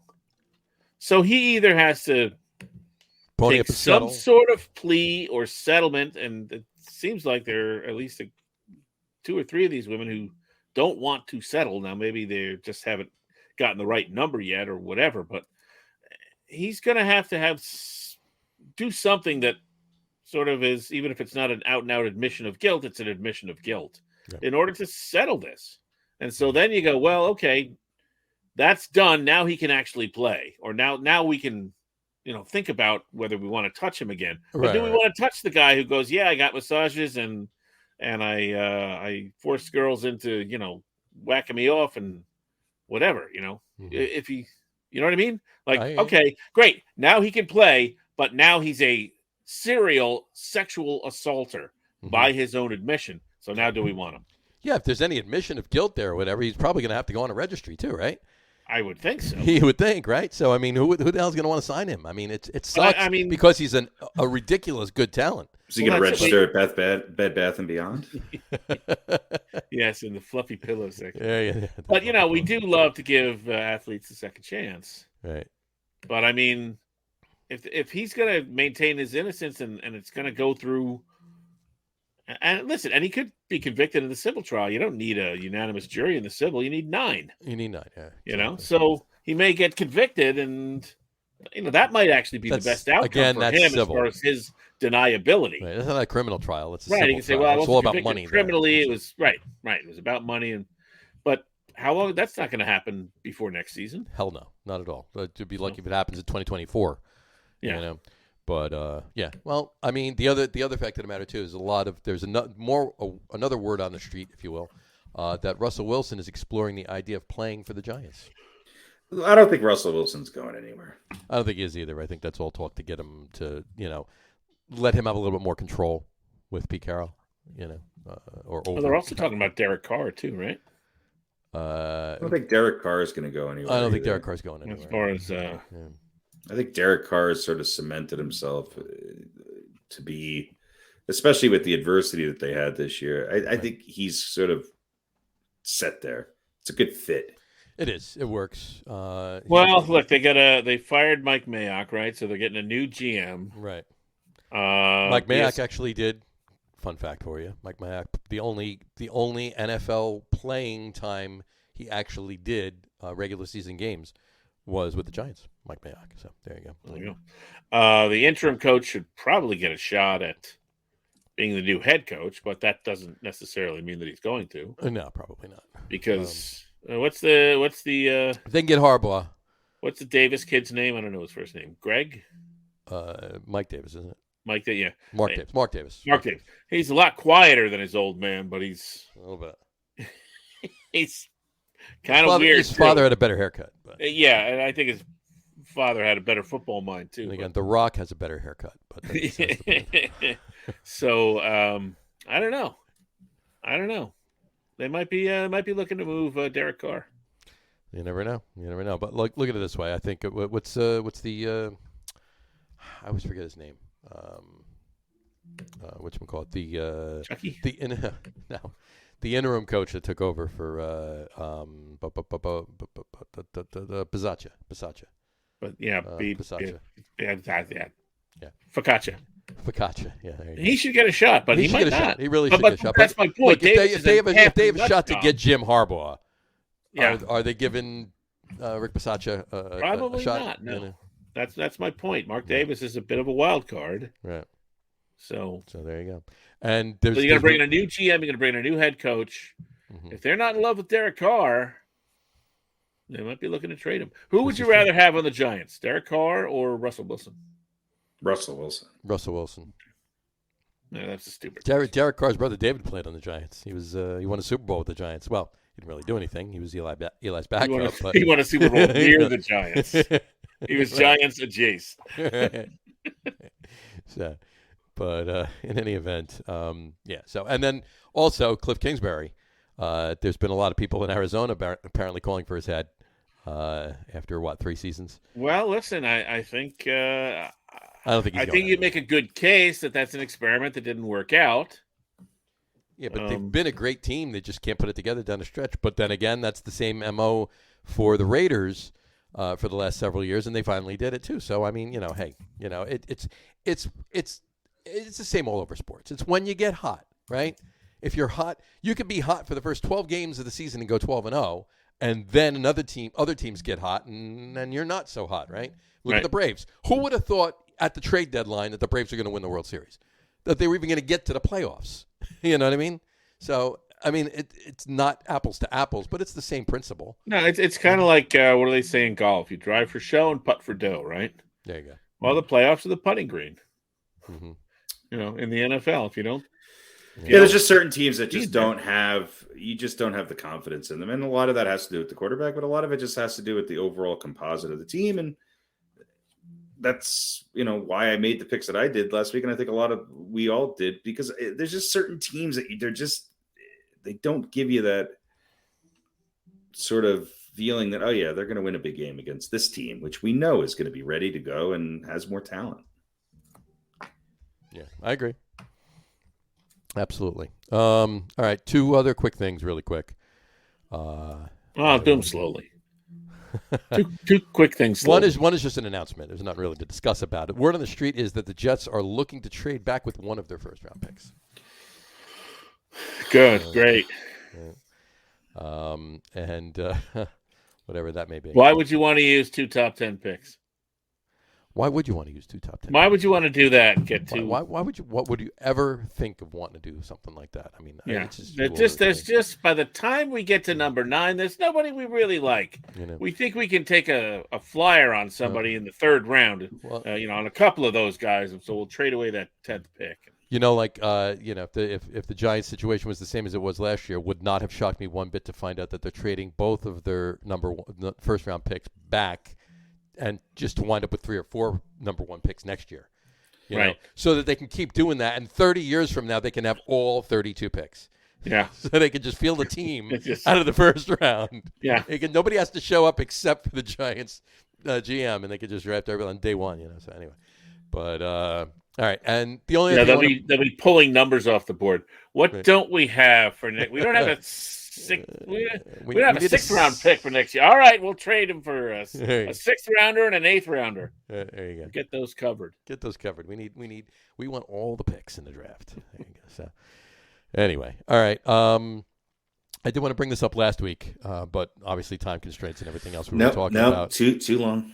Too much time has passed. Can't do it. No. It's rookies for the year. So we can do it rookies next of the year. The Roys. The Roys. So top 10 rookies. Top 5 rookies. Top 5 rookies. I want your opinion, but I'm going to give you mine. You can tell me you agree. Throw somebody else in there. Whatever. I'll just rattle them off. I'm going to go and I'm going to go in order. I'll go 5, 4, 3, 2, 1. 5 is Jalen Waddle. All right. He had 104 receptions with Miami. Okay. He's pretty good. That's the rookie reception record. And he actually beat out Anquan Bolden, Michael Thomas, OBJ, and Eddie Royal in that order. And they even had a starting quarterback the whole year. And right, no, they did. They had to it. Right. No, but he didn't play every game. Right. Mac Jones, number 4. He's one of the 1, 2, 3, 4, 5, 6 in the last 20-something years rookie quarterbacks to make the playoffs in his rookie year. Okay, and the others obviously are Dak Prescott, RG3, Andrew Luck, Russell Wilson, and Andy Dalton. So there you go. Number 3, I'm going to Creed Humphrey, center for the Chiefs. Chiefs picked him up. He was the number 1 rated center this year as a rookie. Yeah, so, he's a center. Nothing exciting about that. Well, exciting.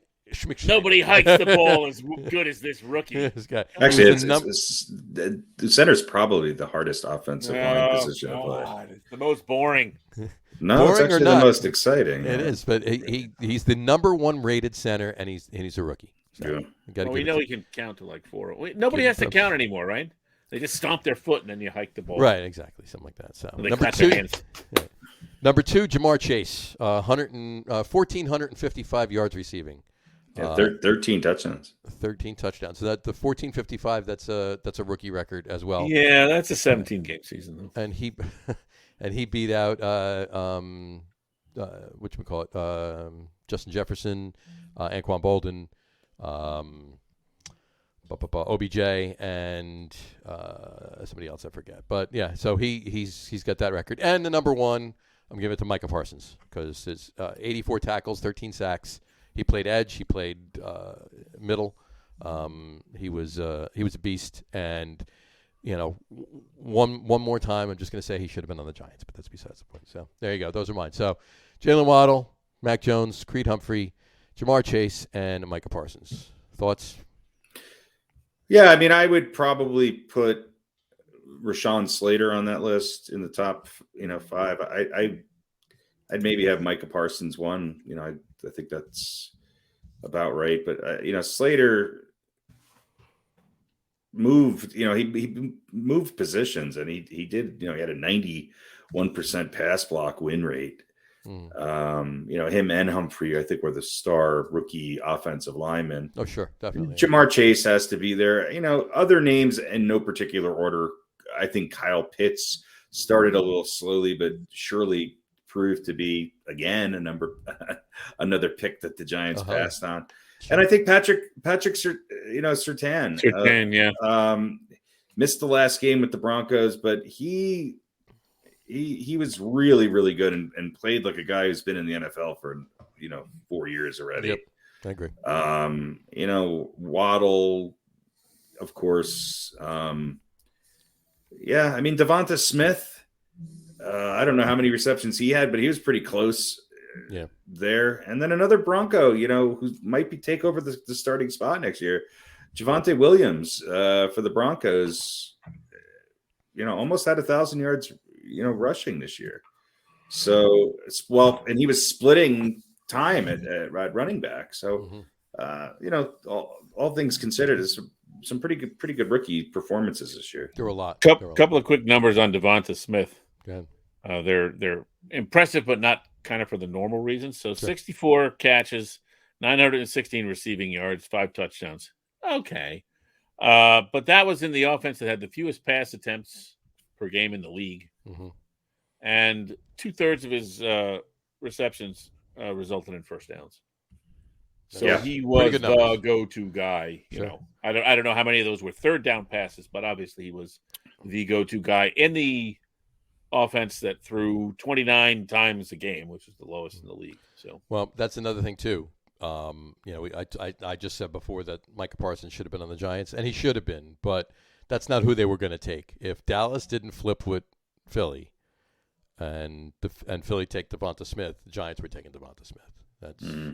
They were still taking a wide receiver. They got Kadarius Toney, but they would have taken Smith. So anyway, and I don't think I would put Pitts in the top 5, but I would definitely put him in the top. He's 10. in the top 10. Pitts is in the top 10. I would have had Slater. I think he's got a lot of upside. I think it took him a little while to yeah. kind of find his footing, literally, but he's only the second rookie tight end in the history of the league to top 1,000 yards. Yeah. The first Although they all had an extra game to do it. Yeah, well, he had 3 extra games over the guy that did it. Get your asterisk. Yeah, that's true. Yeah, that's right. Yeah, and the guy, that guy didn't make my team. He didn't, did he? It was his hair. There you go. Yeah. All right. Yeah. I mean, look, there's one thing that's not on this list, and that's no Giant or Jet is on this list. Yeah. No, there's not. Kadarius Toney and Zach Wilson is not on this list. Are not on this list. Now, Toney had an all right year, right? Yeah. When he played. Oh, was he hurt a lot? The 6 games he played, I think. Oh, okay. Is that what happened to him? He got hurt, and then he got hurt again, and then he got hurt. Okay. Then he got COVID, and then he got COVID, and then he got hurt. Right. So, but anyway, he ran off the field at the same time as Antonio Brown, even though he wasn't even in that game. He said, "I've had enough." Right. I don't like the direction this team is going. East. Ow, my ankle, coach! I can't play. There you go. All right. Anyway, all right. Should we do some picks? Sure. Yeah, let's do some picks. Why don't we do some picks? Beaten by the coin. Beaten by the coin. I'm sure I'll lose to the coin. No one wants to be beaten by the coin. All right. I'll put it up. Put it up. The race is still close. Look at that. Congratulations, Harry Lug Nutz, with a 6-0 week. 6-0 week. There you go. Very nice. Making all the right picks. We all had a pretty good week, other than the coin. Yeah, the coin is back to form, going 2-4. Listen, it tried to recreate its Week 18 magic by picking a lot of the underdogs, and obviously that was foolish.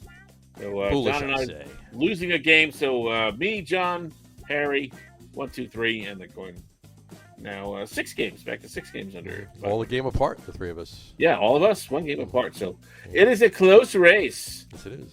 And we've still got enough games that anyone can do it. And we're going to have some differences this week if Harry's foreshadowing turns out to be accurate, or if he was just pulling our leg. We I don't think know. he and I are going to disagree. So this is the week I go down. This is a tough week. It's a very tough week. It is. This is All right. definitely the toughest week we've picked so far. Let's start off with Cincinnati visiting them. Tennessee, I don't know how they're so good. Titans. Mm-hmm. I'll say it first. I'm taking Tennessee. All right. Harry?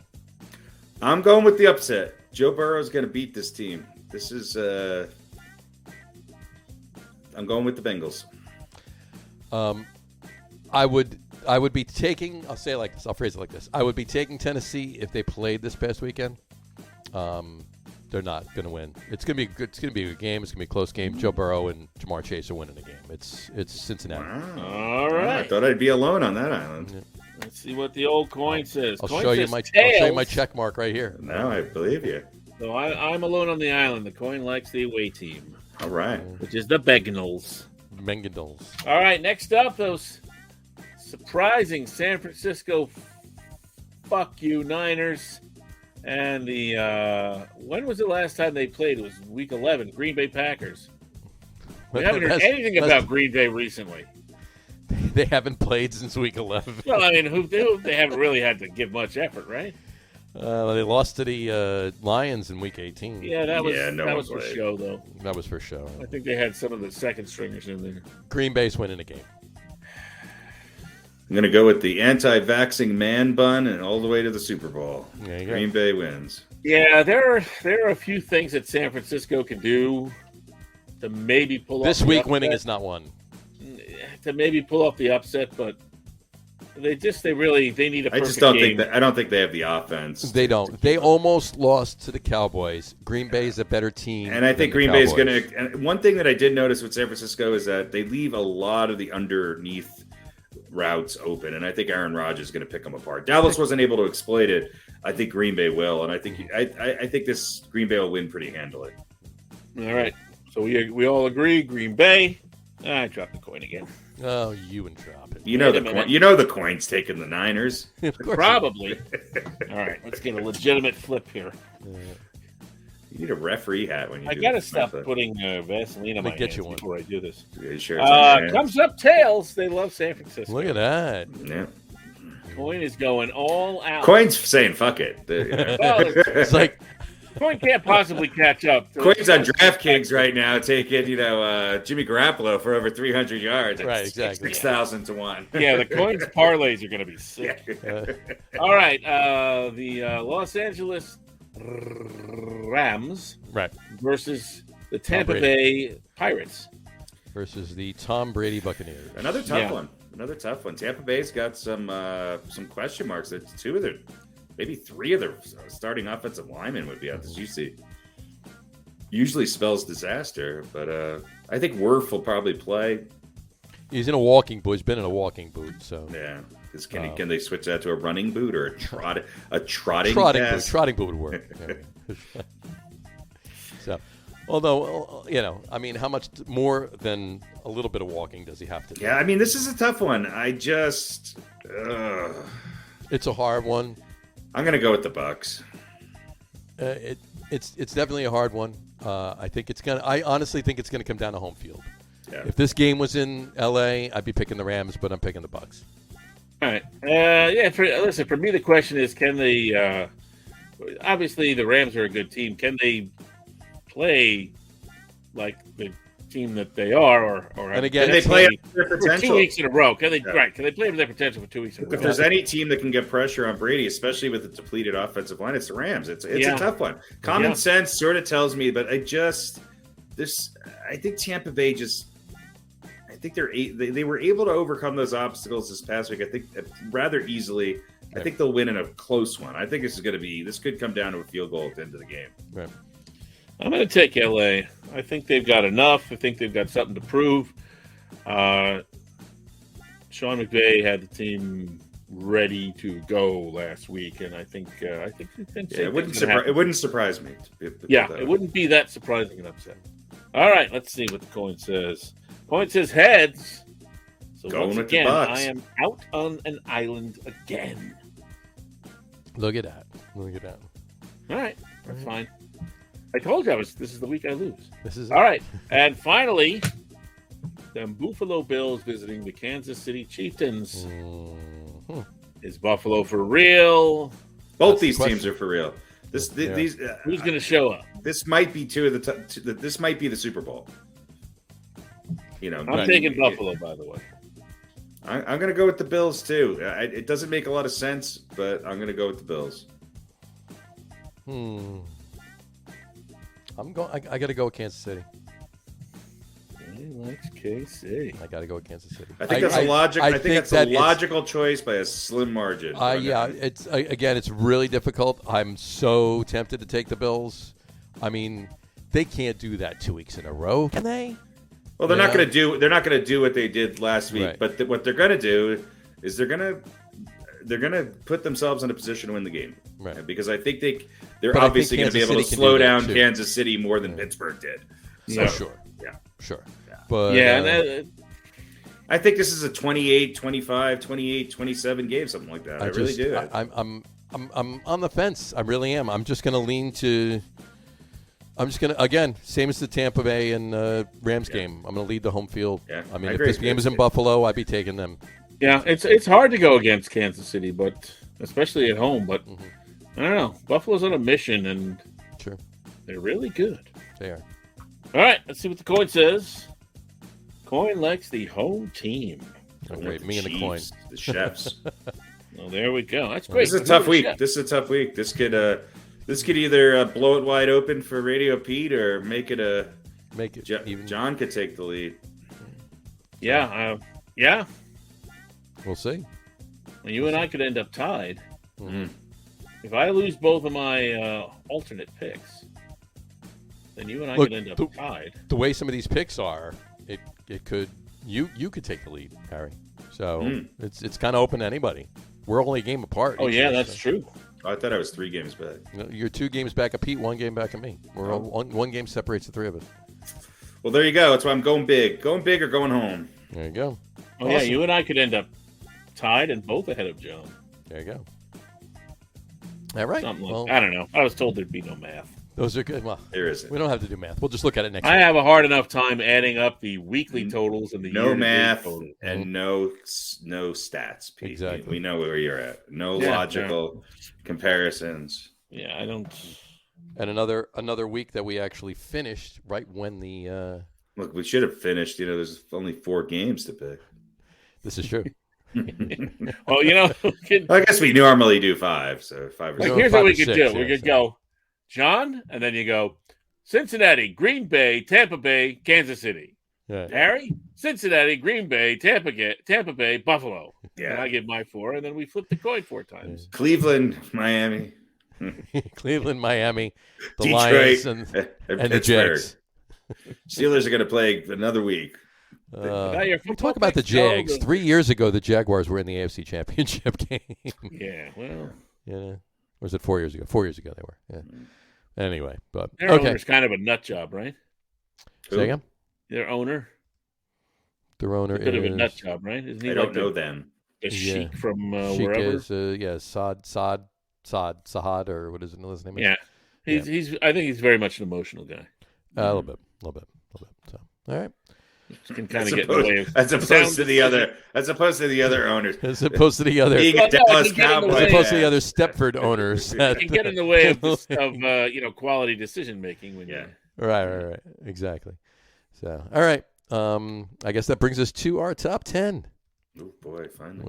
We should do our top 10 list. Our top 10 list tonight. Let me pull this up really quick right here. Our top 10 list tonight is top 10, if you didn't know it by what I'm wearing, top 10 Atlanta Falcons of all time. Top 10 Atlanta Falcons of all time. And we have... Somehow we have 13. 13. You guys didn't actually look at the stats. No, I did. So I did put a little bit of work into it. Between us, we had 16 players. Yeah. 3 of them didn't make it. They were all the three were 1-pointers. I think each of us had a 1-pointer that didn't make it, I think is what it was. Yeah.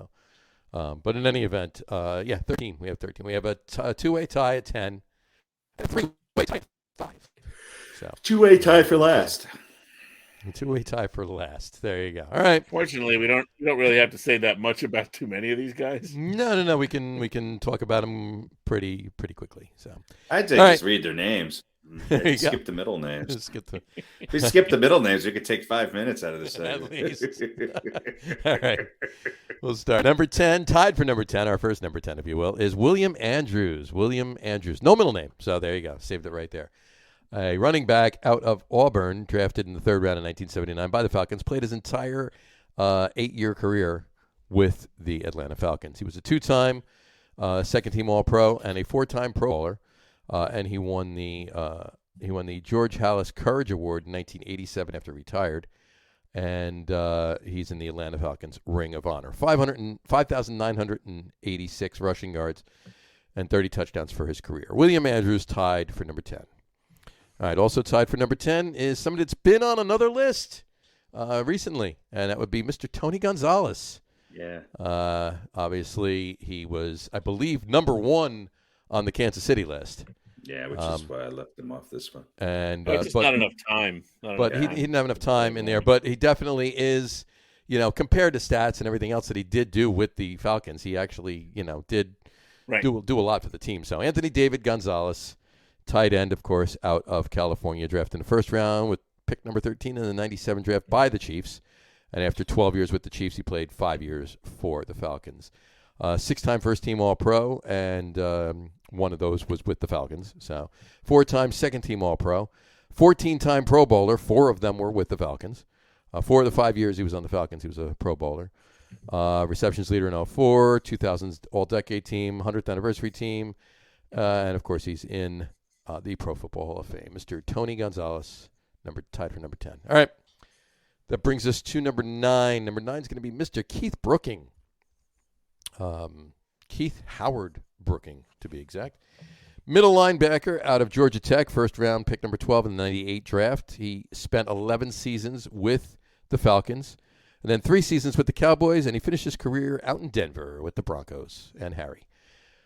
He was a second-team All AAC in college in 97, but he was a 5-time Pro Bowler, 5 years straight, 01 through 05 with the Falcons, and a 2-time second-team All-Pro as well. 1,435 tackles for his career, 22 sacks. Keith Howard Brooking, number 9 on our list. That brings us to number 8. Number 8 is the first of 2 quarterbacks on this list. That would be Mr. Steve Bartkowski. Stephen Joseph Bartkowski played, he's a quarterback, obviously, out of California. Number 1 pick overall in the 1975 draft. Played for 11 seasons with the Falcons and then finished his career with the Rams for 1 year in 86. 2-time Pro Bowler, NFL passing touchdowns leader in 1980, passer rating leader in 1983. He's in the Atlanta Falcons Ring of Honor, and he is in the College Football Hall of Fame. So there you go. Mr. Stephen Bartkowski, number 8 on our list. Moving on to number 7. Number 7 is Mr. Primetime, or Neon Dion as they call them. Dion Lewin Sanders Sr., the jersey I'm wearing right there. There you go. His position is head coach for the... No, I'm kidding. Now, he was a 2-time Super Bowl champion, neither with the Falcons, but he was drafted in the first round with pick 5 number overall of the 89 draft. Played for the Falcons for 5 years, the 49ers for a year, the Cowboys for 5 years, the Redskins for a year, and then the Ravens for 2 years. He won a Super Bowl with each of the 49ers and the Cowboys. But his first 5 years were with the Falcons, and 4 years, if you will, and he had some pretty damn good, impressive numbers with the Atlanta Falcons. So, number 7, Primetime, Deion Sanders. All right, moves us to number 6. Number 6 is Mr. Claude Humphrey. Claude B. Humphrey. Can't tell you what the B stands for because it's not here, but Claude B. Humphrey. Bad. Bad. There you go. Defensive end out of Tennessee State, drafted with the 3rd pick overall in the first round of the 68 draft. He played for 11 seasons with the Atlanta Falcons and then finished his career with 3 seasons with the Eagles. He was an NFC champion in 1980 with the Eagles. I believe they went to the Super Bowl that year and lost it to the Raiders, if memory serves. 6-time Pro Bowler, 5-time first-team All-Pro, 3-time second-team All-Pro, Defensive Rookie of the Year in 68. He's in the Atlanta Falcons Ring of Honor, and he is indeed in Canton, Ohio, in the Pro Football Hall of Fame. Rookie of the Year, too. Rookie of the Year. 8-time first or second team All-Pro. Mm-hmm. Yep. Pretty impressive. NFL Defensive Rookie of the Year in 68. Yep. Yeah. Absolutely impressive numbers. Yeah, Humphrey was nobody else on this list had more than 3 first team All-Pro selections. He had 5. Man, All-Pro's overrated. He was a systems All-Pro. No, he was an awesome player, Claude Humphrey, and he just passed away last month. So, but at the age of 77. But anyway, rest in peace. Rest easy, Claude. Number 6 on our list, Claude Humphrey. All right, that brings us to number 5. Number 5 is going to be Mike Ken. Michael Lee Ken, to be exact, offensive tackle out of Michigan. Picked in the first round of the 1978 draft, 13th pick overall by the Falcons. Played his entire 17-year career with the Atlanta Falcons. 3-time first-team All-Pro, 2-time second-team All-Pro, 5-time Pro Bowler, and he's, of course, in the Atlanta Falcons Ring of Honor. Mike Ken, number 5 on our honor, list. Shouldn't it? What's that? Shouldn't it be the Falcons' nest of honor? Falcons Nest of Honor. There you go. I think that would True. be. I think you should write them in. Right. Right. Into them. I'll let him know. Let him know. Oh, you know what? I'll have Prime send him a send him a just message. call Dion. Let him. Yeah, do it. yeah. He probably his voice carries a little more weight than mine with the Falcons organization. That's close. A It's little close. A little bit. Smidge. There you go. All right. Number 5, Mike Ken. That brings us. That's a 3-way tie. I forgot to say that we have a 3-way tie for number 5. So Mike Ken was the first number 5. Our second number 5 tonight is Roddy White. And there he is. Sherrod Lamar White. Roddy White. Roddy being the nickname. There you go. Wide receiver out of UAB. First round, pick number 27 of the 05 draft. Spent his entire 11-year career with the Atlanta Falcons. First team All-Pro in 2010. 4-time Pro Bowler. NFL receptions leader in 2010. And, of course, he is in the Atlanta Falcons Nest of Honor. I changed it. So there you go. 808 receptions for his career, over 10,000 receiving yards, and 63 receiving touchdowns as well. Roddy White tied for number 5 on our list. And I forgot to call Dion Mr. 7. That was my bad. Dion's Mr. 7 tonight. Oh, yeah, that's right. The coveted Mr. 7. So there you go. Our third number 5 is none other than Mr. Tommy Nobis. Thomas Henry Nobis Jr. Tommy Nobis has the distinct honor of being the very first Atlanta Falcon. He was drafted in the first round with the first pick overall of the 1966 draft. And he played for the Falcons for 11 seasons, his entire career. He was the first Atlanta Falcon. NFL Rookie of the Year in 66, first team All-Pro in 67, second team All-Pro in 68, 5-time Pro Bowler, and NFL 1960s All-Decade team. He's in the Georgia Sports Hall of Fame. He's in the Atlanta Falcons Ring of Honor. And he's got a lot of accolades for college as well. National Champion 63, Outland Trophy in 65, Maxwell Award in 65, Newt Rockne Memorial Trophy in 65, Consensus All-American in 65, and his Texas Longhorns number 60 is retired. And he's in the College Football Hall of Fame. So there you go. Tommy Nobis, also tied for number 5 on our list. All right. Brings us to the top 4. Here we go. Number ties. Number 4 on our list tonight is Mr. Jesse Tuggle. Jesse Floyd Tuggle III. Middle linebacker out of Valdosta State. Went undrafted in 1987. The Atlanta Falcons grabbed him right up, and he played 14 seasons for the Atlanta Falcons. 14 years. Only team he played for, so his entire career was spent in Atlanta. 5-time Pro Bowler, 1-time second-team All-Pro. He's in the Atlanta Falcons Nest of Honor. Should we keep calling it that? Silence. I'll leave that up to you. It'll never catch on if we.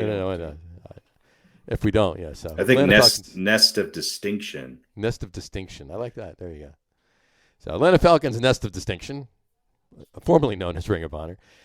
His Valdosta State number 88 is retired, and he's in the College Football Hall of Fame as well. There you go. Number 4 on our list, Mr. Jesse Tuggle. All right. Number 3 on our list tonight is none other than Mr. Jeff Van Note. Jeffrey Aloysius Van Note. The Aloysius. Mr. Aloysius. Maybe our first Aloysius. He is definitely the first Aloysius on this on our list, I think. We'll have to go back and check, but I'm pretty sure he is. Center out of Kentucky, drafted in the 11th round with pick 262 overall in the 1969 draft. But he did manage to spend 18 seasons. 18 as a center. That's crazy. 18 seasons as a center with the Atlanta Falcons. Easy to be a center. So easy. There you go. Right. Just have to be able to count to 3 and stick a ball between your legs. Exactly. While looking down. Yeah. Right. And having some 380-pound guy want to shove your head between your shoulder blades. Such an easy position to play. Easy cake, man. I don't know why more people don't do it. Exactly.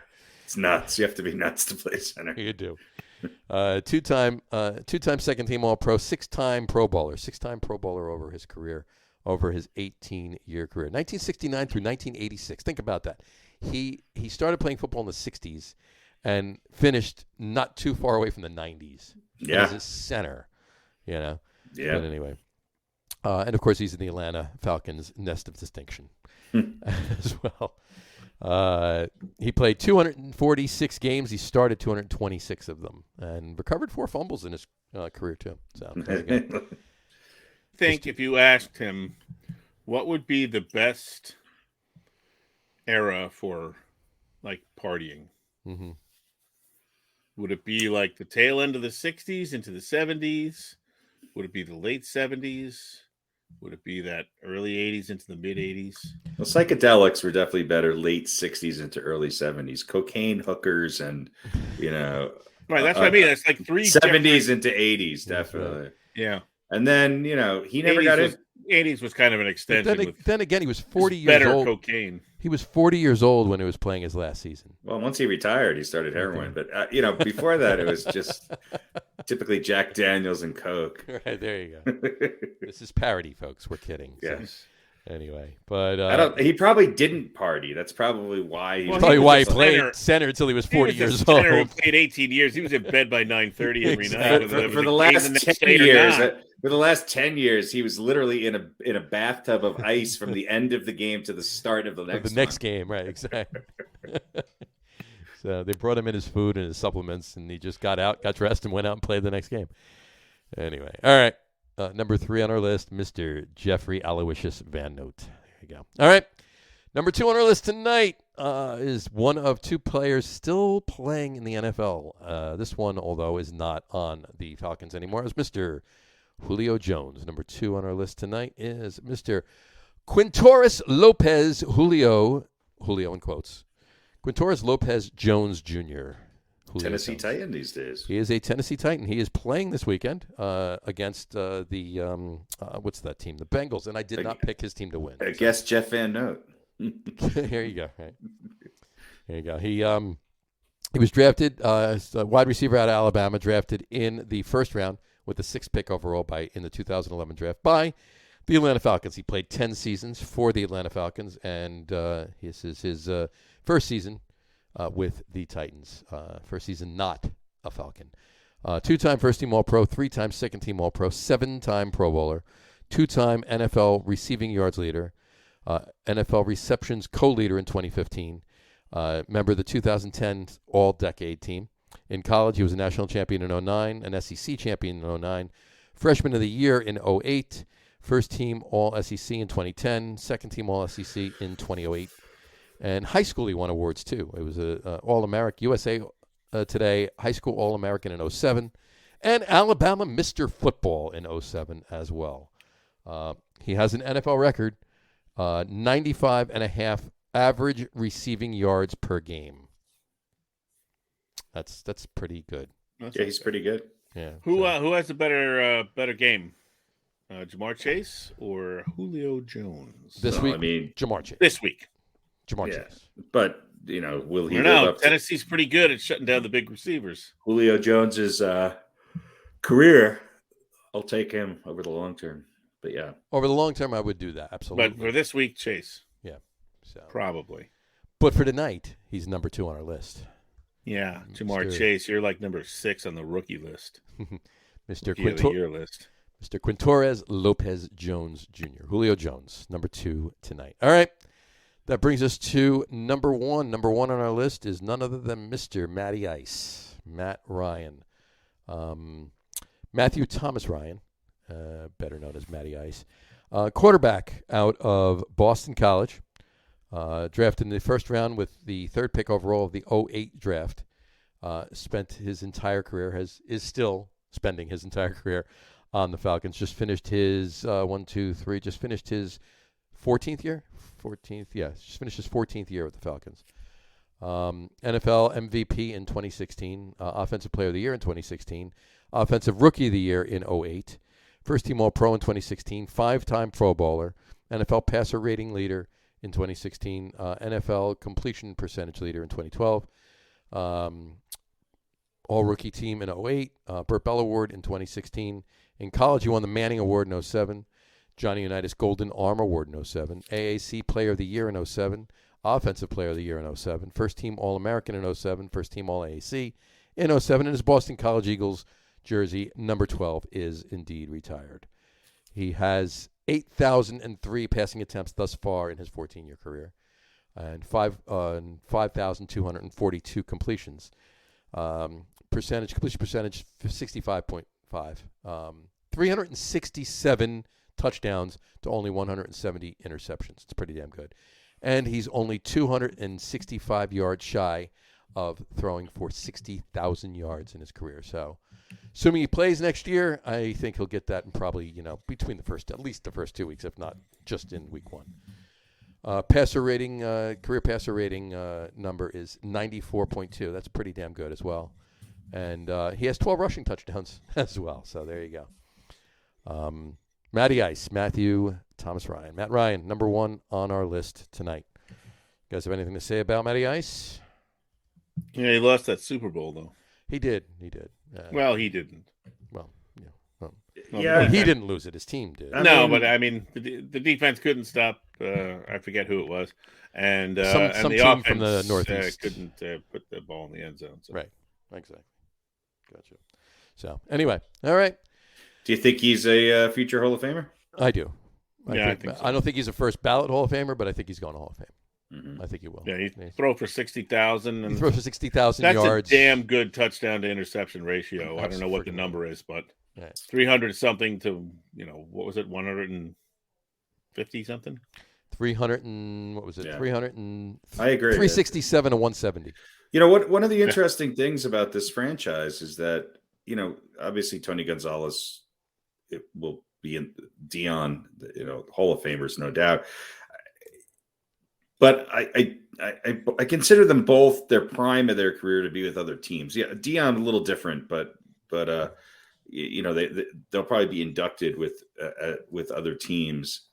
This team is very light on people who have made it into the NFL Hall of Fame, with Claude Humphrey really being the only long-term Atlanta Falcon who's actually in the Football Hall of Fame. It's very true. They may have some of the the lowest representation in the hall, and I think obviously somebody like Julio Jones, I would imagine he would probably go in as a Falcon. Matt Ryan will be in there. Well, that's the one. Shortly that's as well. The one thing about the Pro Football Hall of Fame in Canton that's different from. Yeah, you don't have to pick a team. You don't pick a team. You're in for all the teams you played for. Right.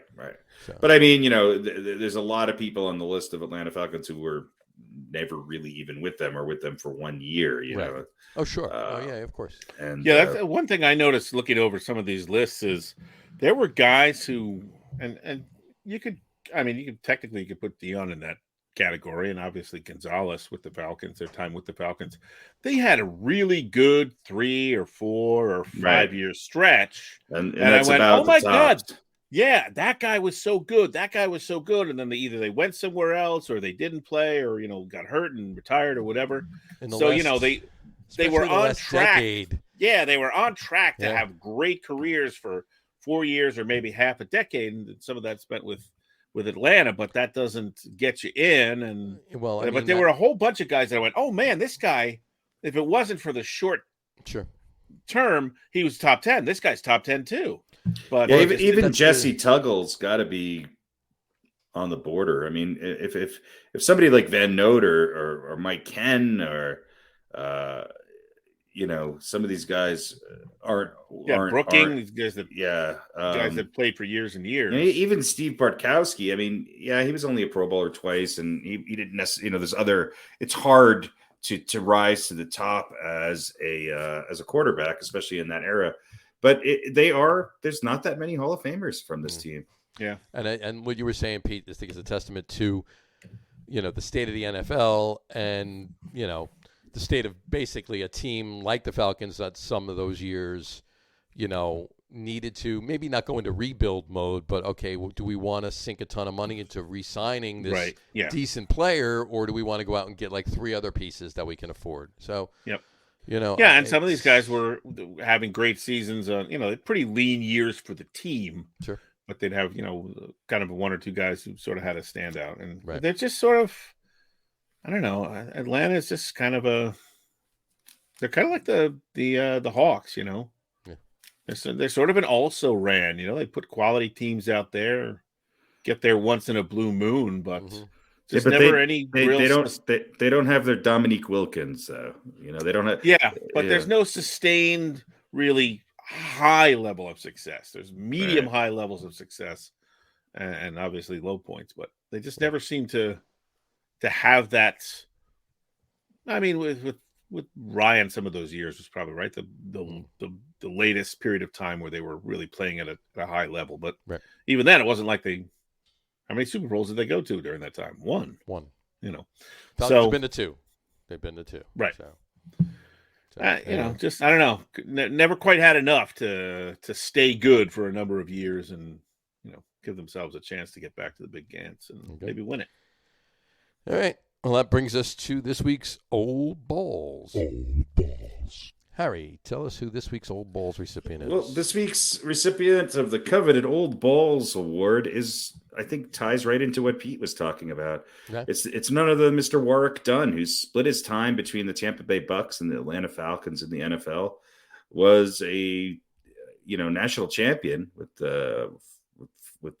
Florida State in college. His numbers retired by Florida State, along with Mr. Deion Sanders, who's also on this list. But Dunn was just one of those guys who it seemed like his impact on the game, especially as kind of a smaller scat back, kind of a dual threat, both rushing and receiving.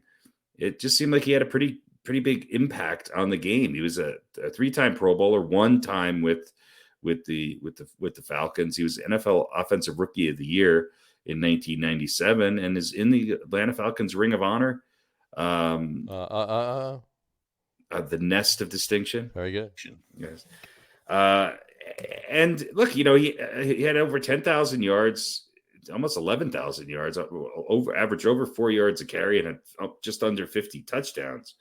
And look, with the Atlanta Falcons, he still, I think, holds 11 or 12 of the Atlanta Falcons records.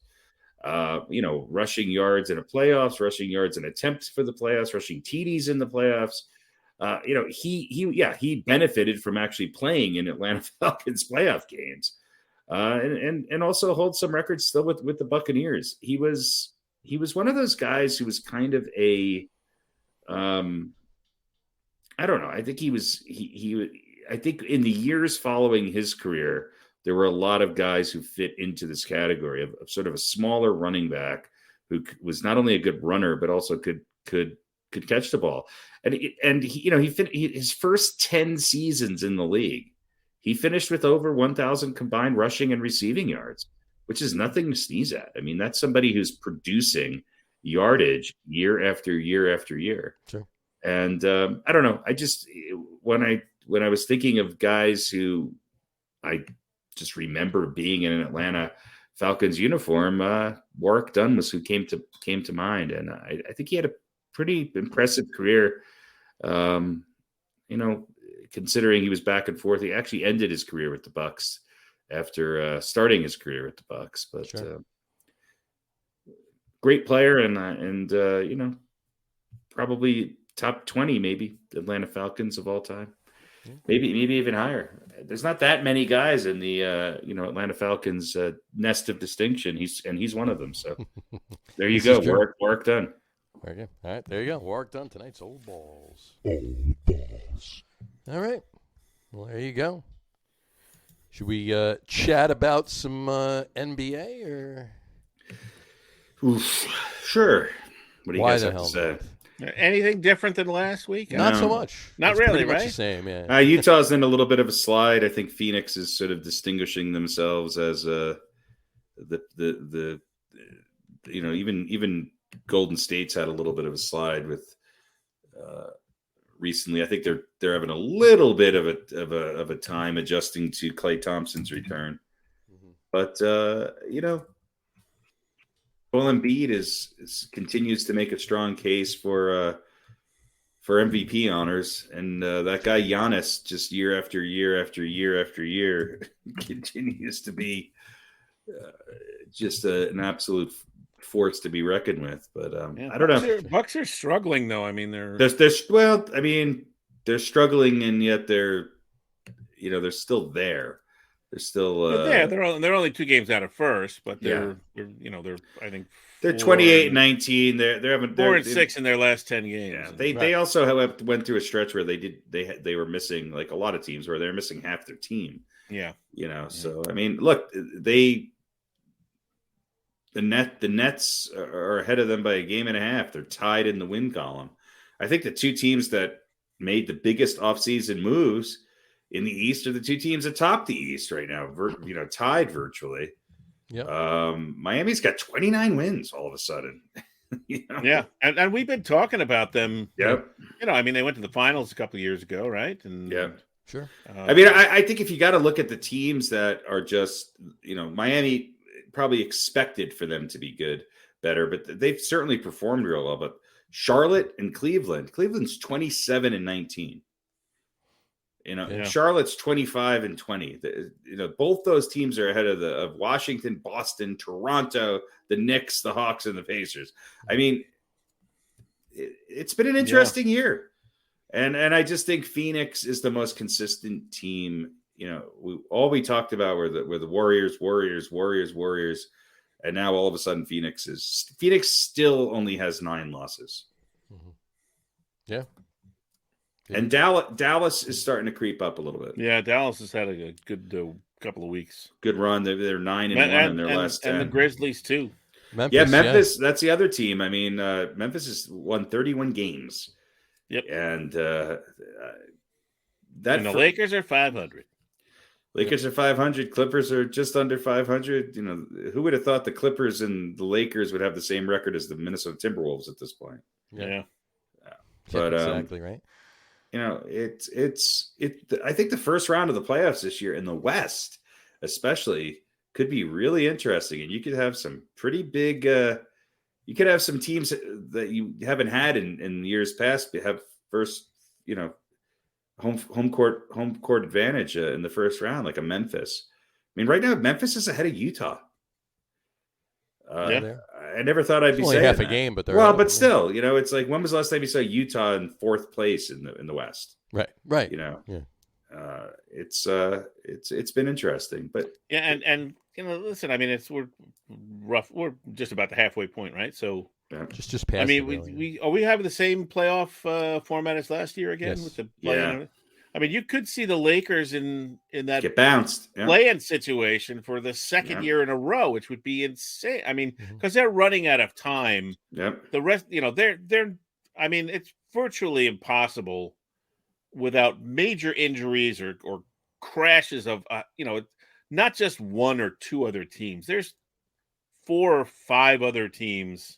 I would say at least 4 in the West that all kind of have to take a nosedive while the Lakers go on a tear, right? In order for them to get back to get out of that play-in round, right?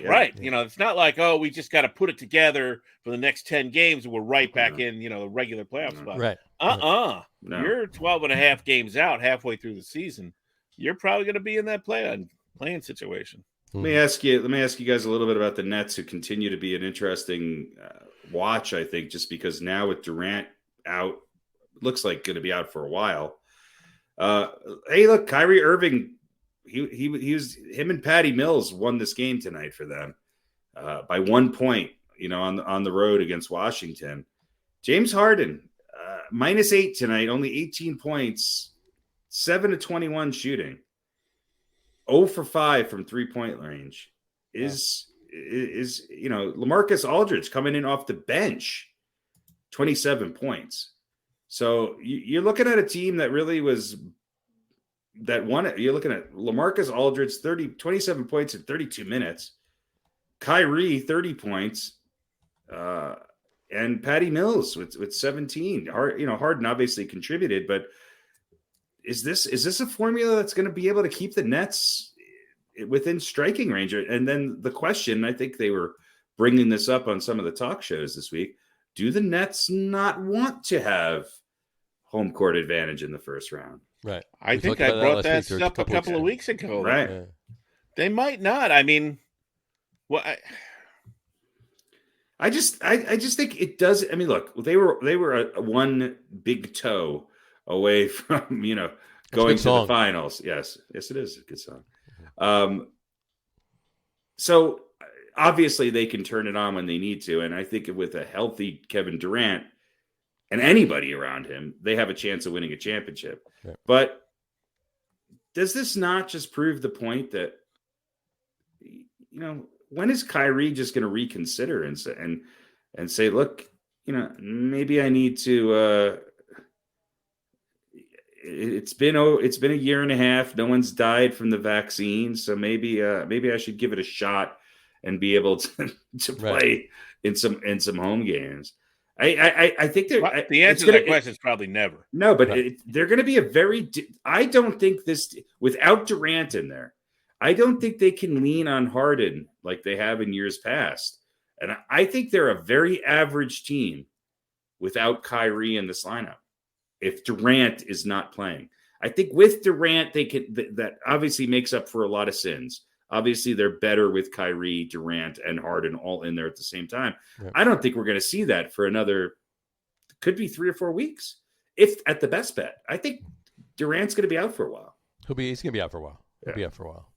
I think the less time that the general public or at least the sports punditry spends talking about the Brooklyn Nets being the best team in the East is probably better for the Brooklyn Nets.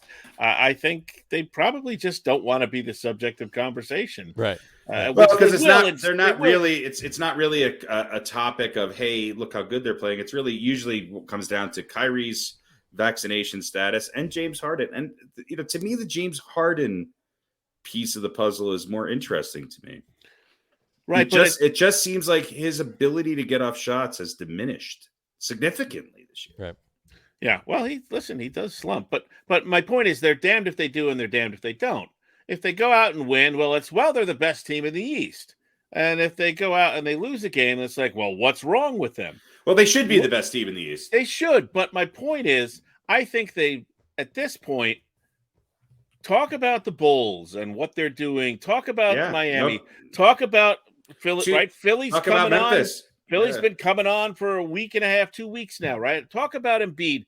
Just leave us alone. We'll win games. I don't know if they care if they're the best, if they're the number one seed. No, they're just a get veteran to the team. playoffs, Yeah.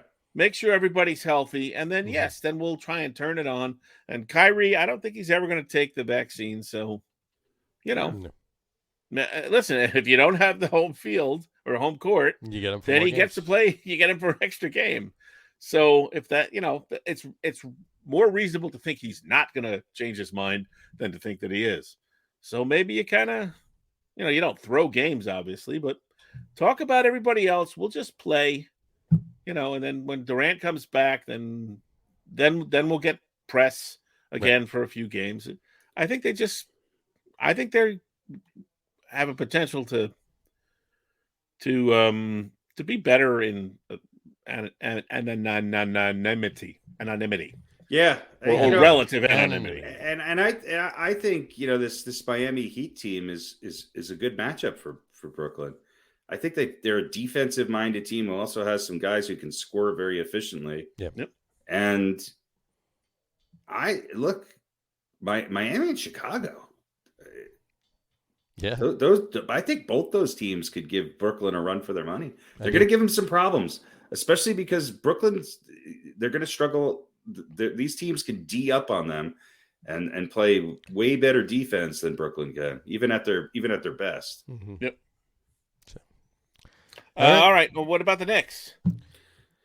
I think the Knicks, along. They're just going to be, if they're going to just stay around 500 on games where RJ Barrett or Evan Fournier have a good game against a mediocre or decent or subpar team, they should win. Right. I just don't think they're good enough to beat the top teams in the league. I think they've taken a little bit of a step back only because I think the rest of the league has gotten better. and the Eastern Conference has certainly gotten a lot better. Yeah, that's kind of the question I wanted to ask you: is have they gotten any better this season from the beginning of the season to now the halfway point? Are they doing anything better, or it's just on certain nights, certain players have good nights and they win? Which I think it's true of a lot of teams, but right. I don't know. Are they doing anything differently? Are they doing anything better? Are they just kind of plodding along and hoping that somebody has a good night? They're not playing as good a defense, and Julius Randle has come back down to being a very good player who is playing, I think, at the level that we always thought he would play. I think he had an excellent year last year. He's still averaging just under 20 points a game. He's leading the team in assists per game, which is a little bit of a problem. But he's better than last year, but better, not as good as last year, but better than he was up to last year, right?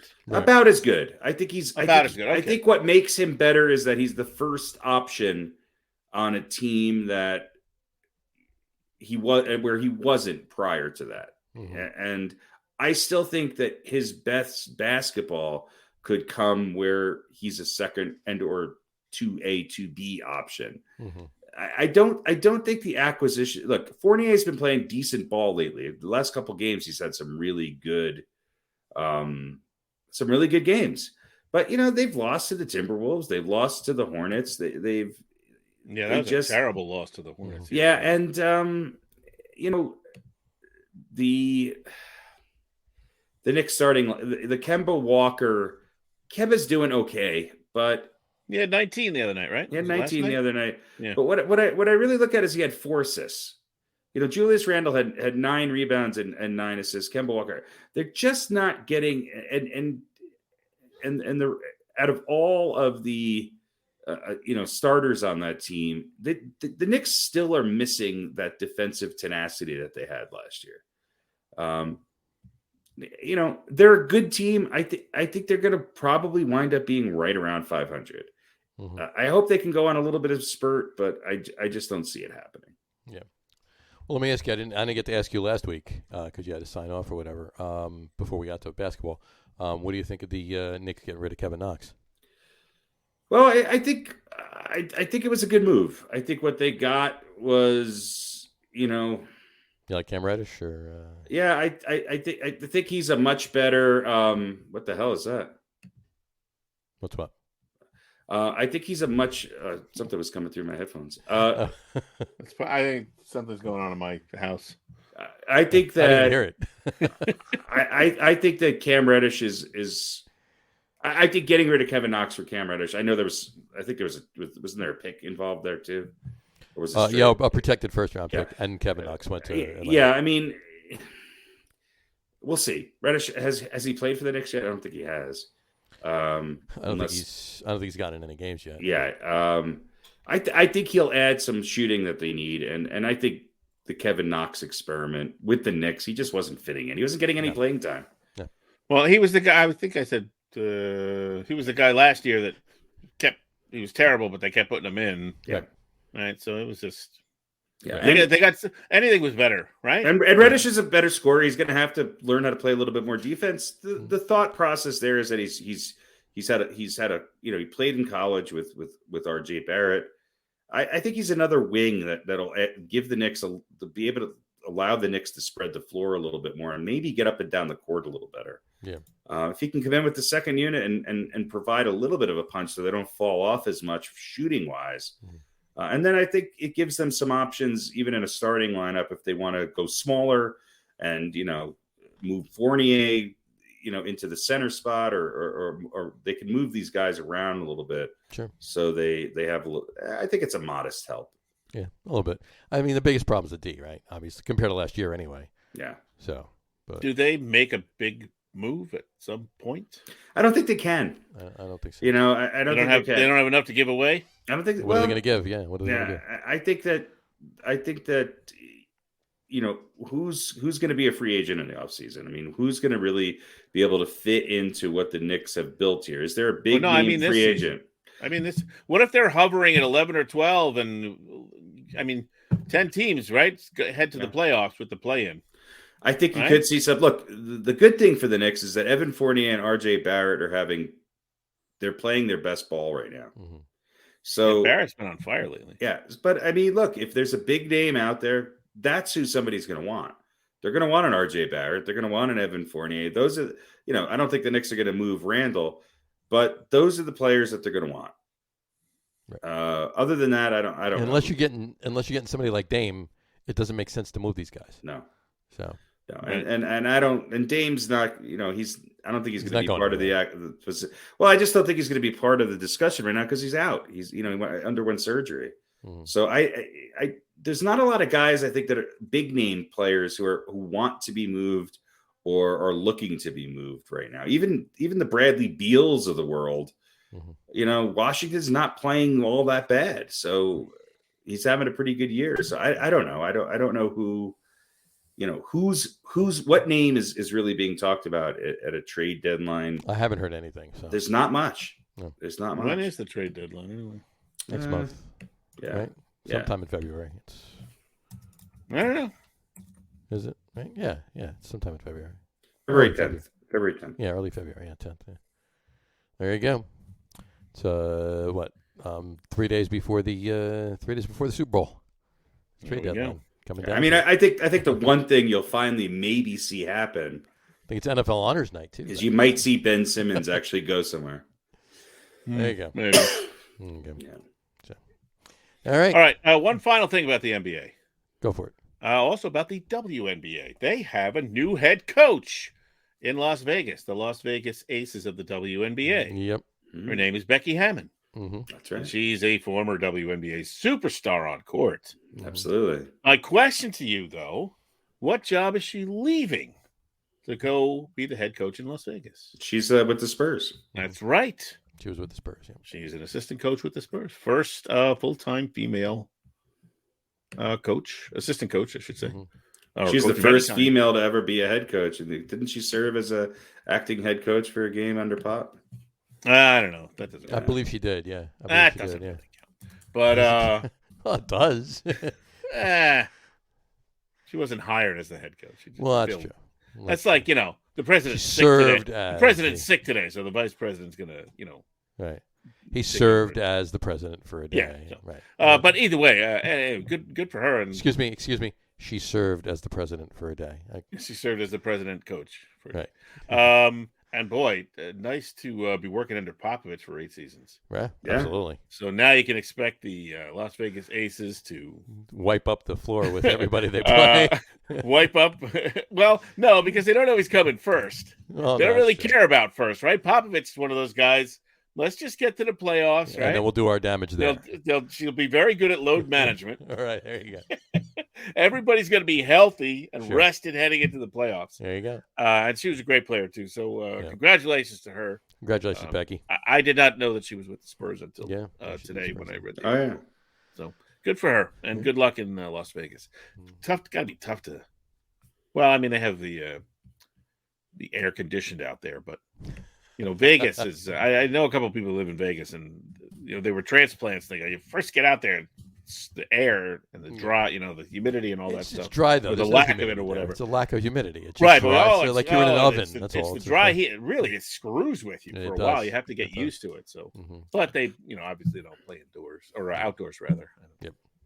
I think you might. I mean, I That think would be these- interesting. Play basketball outdoors in Las Vegas. I think you will see one of these ladies make it to sooner than later to a head coaching position with or more front office position. Look, Sue Bird, while she was still playing, I think had a front office position with the Denver Nuggets. So Yeah. I think these you're going to see more and more. They certainly understand the game. There's the difference in, Oh, hell yeah. in analyzing talent and understanding the X's and O's is maybe. Well, listen, some would argue the WNBA does a better job on the court with X's and O's than Well, it's a much the more NBA does. it's a much Right. more pleasing game to watch. It's much Yeah. more fundamental. That's for sure. Yeah.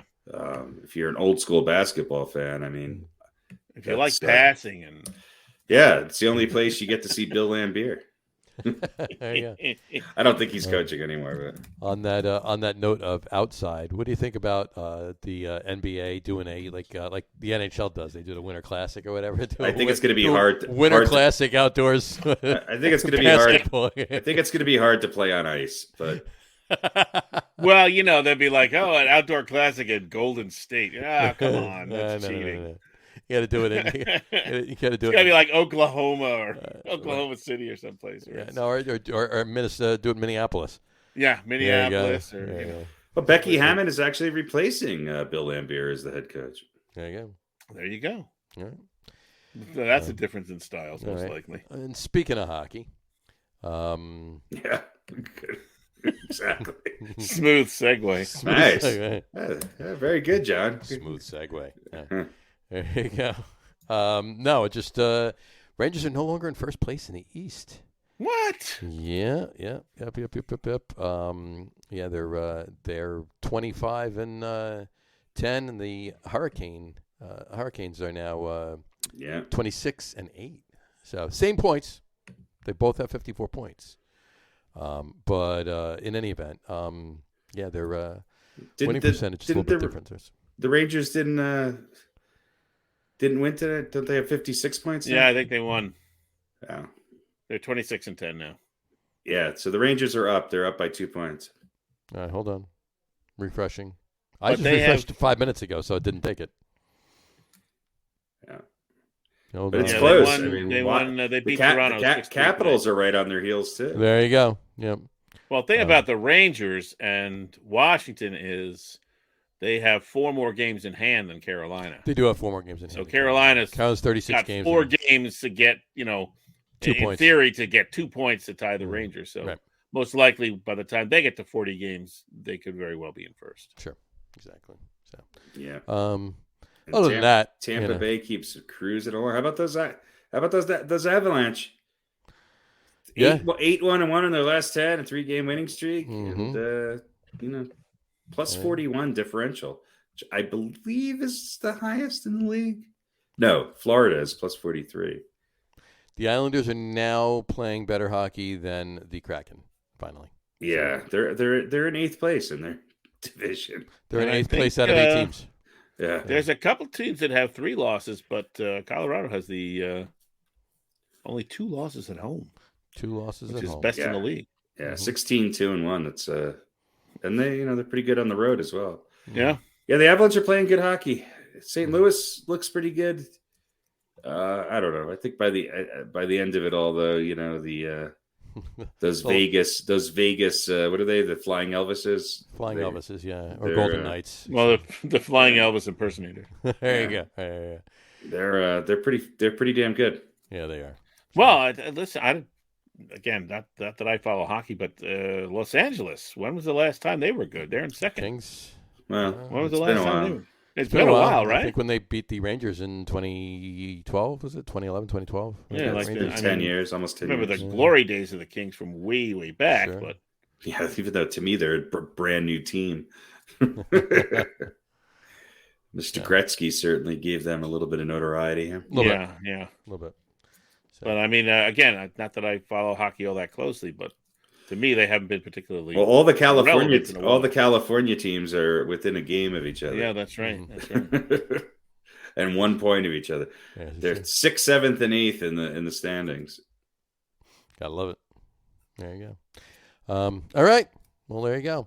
I think we have an over/under to do. We do have an over/under. Ooh. All right, so Got to go. I think in the next week or two, we're gonna have a sounder for the over/under. So I got to get to work on that. So, in keeping with the success of last week's over/under, or the format, I should say, I went with the package over/under once again. all right. The variety pack. The variety pack over/under. In this case, Has that package was here? where did that come from? Is that from Kmart or was that from Amazon? It's from Jockey via Amazon. Johnny, Yeah. As you can Amazon. see, it is a sealed package. I have not opened it. Okay. And much like the 12-volt batteries, which turned out to be 9-volt batteries, and I tricked you into thinking there were 12 of them. Oh, I'm not going to do that this week because I don't know how to make the numbers work. But inside this package, despite the name, Jockey, and the logo, which is obviously a human being of small stature, Jockey does make clothing for big fat people like me, too. So in this package is my new underwear. All right. Boxers or briefs? Or boxer briefs? Boxer briefs, of course. Boxer briefs. Okay. I am a modern man. There you go. And my thighs are too fat. Briefs. And my junk is too large for boxers. Too much information. You would know that if you were on my OnlyFans. Yeah. I noticed you haven't been on in quite some time. It's been a while.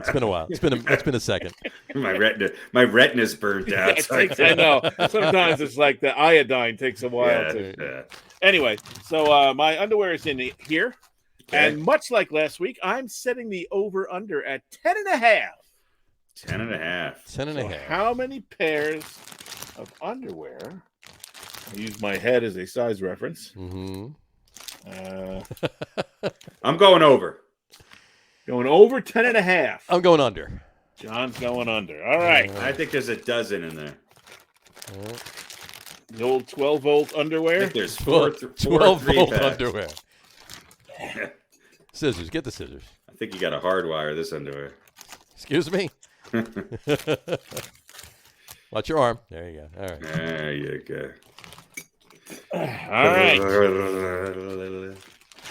Pete's Oh, underwear. it's all in one pack. Oh, wow. All right. I got to open this up, too. There you go. Do you not know the answer? No, I do, but I can't. He wants to show each of them. I Count can't. 1, No, 2, 3. No, I won't go that far, but I can't really demonstrate how many there are without opening this inner packaging. And then there's another inner package. Why are there pork chops in there as well? Well, it's a treat that you get with the, I said they made clothes. I think there's 4 3-packs in there. You don't get people like me to order from Jockey without throwing in a little something. All right, so we have 3-pack. 3 packs here. Yeah, there's 12. 3, 6, 9, 12. Yeah. Harry wins. Harry wins. Yay. All right. And I thought maybe you would get a baker's dozen. I think normally I get 9, but I don't know. Sometimes I don't like to do laundry, so. Well, the pork chop is the 13th thing you got. Yes, that's right. So there we go. Yeah. And I think they're all black. Yeah, they're all black. All right. Does that conclude this program? By the way, this picture of me is... yeah, you look really good there. That was from last week. That was from last week. No, that's from about, I don't know. It was right before 3 years Thanksgiving. ago. It was right before Thanksgiving. Right before the bakery moved in downstairs to the apartment gotcha. I was living in. I gotcha. And then it all was went that down. before or after this picture of you? That was this was 2 weeks after that picture. 2 weeks after. 2 weeks before that picture. I gotcha. All right, cool. Yeah, I ate a lot of cake. You both look in that picture. You both look like you should be on the FBI watch list. I think we were. Probably. John, you look like you just wired something up. You got to remember, we're both drunk, and it's 4:00 in the morning at the radio station. So. Yeah, John, you could have been a member. You could have been one of the. Yeah, you were a Taliban. Hans Gruber's crew in the first Die Hard. Put that back up again. Seriously. You look like you look like the guy who was walking with the gun and then he got shot from behind. But look at the polo shirt too with the Ginzaloon chain underneath, and you guys kind of coordinated your. Well, look at it. Pete's not trying to be cool. He's just really tired. Yeah, he's wasted. I might have had a mouthful of food. That's that too. Yeah. I might have just taken a bite of pizza. I'm like the. I bet you wish you had some fresh jockeys. Maybe I'm like one of the Guido crew. Like the guy that doesn't really do anything. I get killed early in the movie too. Hey Sal, go out and get the paper. Right. That's me. That's you. There you go. I get blown up going to get the first paper. 5 minutes of the movie, and then that was meant for the Don. There you go. Yeah. Poor Sal. Well, at least now we get some more meatballs that he's not around. Exactly. Anyway. So, all right. Well, on that note, we will wrap the show for today. We want to thank everybody for watching. And for those of you just listening to the audio podcast, thanks for listening. Don't forget to visit our website, www.getonwithitpodcast.com. That's getonwithitpodcast.com. And it has Stay Cool technology. Look at that. And please remember, like us and follow us on all of our social media. It's Facebook, Twitter, and Instagram. Just search for the Get On With It podcast and the Jockey Underwear, too. So, and for Pete, OnlyFans. OnlyFans, yeah. It's cool and durable. It's cool and durable Radio Pete on OnlyFans. Much like the man that's going to wear them. Right, exactly. It's Sweet Cheeks McGuire, right? Isn't that what your name is on OnlyFans? That's one of them. He's got a few. It's different rooms, Yeah. Anyway, which we got, of course, all of our shows are on YouTube as well on the Locker Room channel. Remember, we go live with a video podcast on both Facebook and YouTube every Wednesday night around usually 6:30. We had another scheduling conflict tonight, but we'll be back around 7:30-ish next Eastern time next Wednesday. For those of you who just want to listen to the audio podcast, you can do so on Apple Podcasts, Spotify, TuneIn, Stitcher, Google Podcasts, Amazon Music Podcast, and iHeartRadio as well. And if you haven't done so already, please subscribe to one or more of those feeds, and you'll never miss a show. Again, thanks for following along with us. Have a great rest of your week. Have a wonderful weekend. Watch all of the divisional playoff games this weekend as well. And, of course, any NBA and NHL action you want to check out. And we will talk to you later, folks. Enjoy. Cheers. Oh, one last thing before we go. I do want to wish my daughter, Marina, a very happy 28th birthday today. Happy birthday, Marina. Happy birthday, Marina. Yeah, you remember. So, all right. Here's the best part. Go for it. I don't know if you can see that. The keyhole fly. Keyhole. Do you fly. keep your keys Keep near your your keys balls? Keep your key. No, you just keep your keys in there. I don't know. It's a key pocket. Again, I was thinking For when you're, when you're running out and you're just. I was thinking when I try and unlock my front door with my penis, He's keyhole got. fly will probably. I come just in said happy there. birthday to my daughter, and you're talking about unlocking Yeah, the door. he's got. He's not watching. He's got ventilated thighs and a keyhole. Oh my gosh! All right. Anyway, on that note, Sweet Cheeks McGee at OnlyFans. Sweet Chicks McGee or Sweet Chicks McGuire? I thought it was. Either one, both actually. Both. It's both. Yeah, I like McGuire. All right, I'll go with McGuire. Go McGuire. Yeah, there you go. That's right. All right. All right, folks. Have a good one. We'll talk to you soon. Cheers. All right. Good night.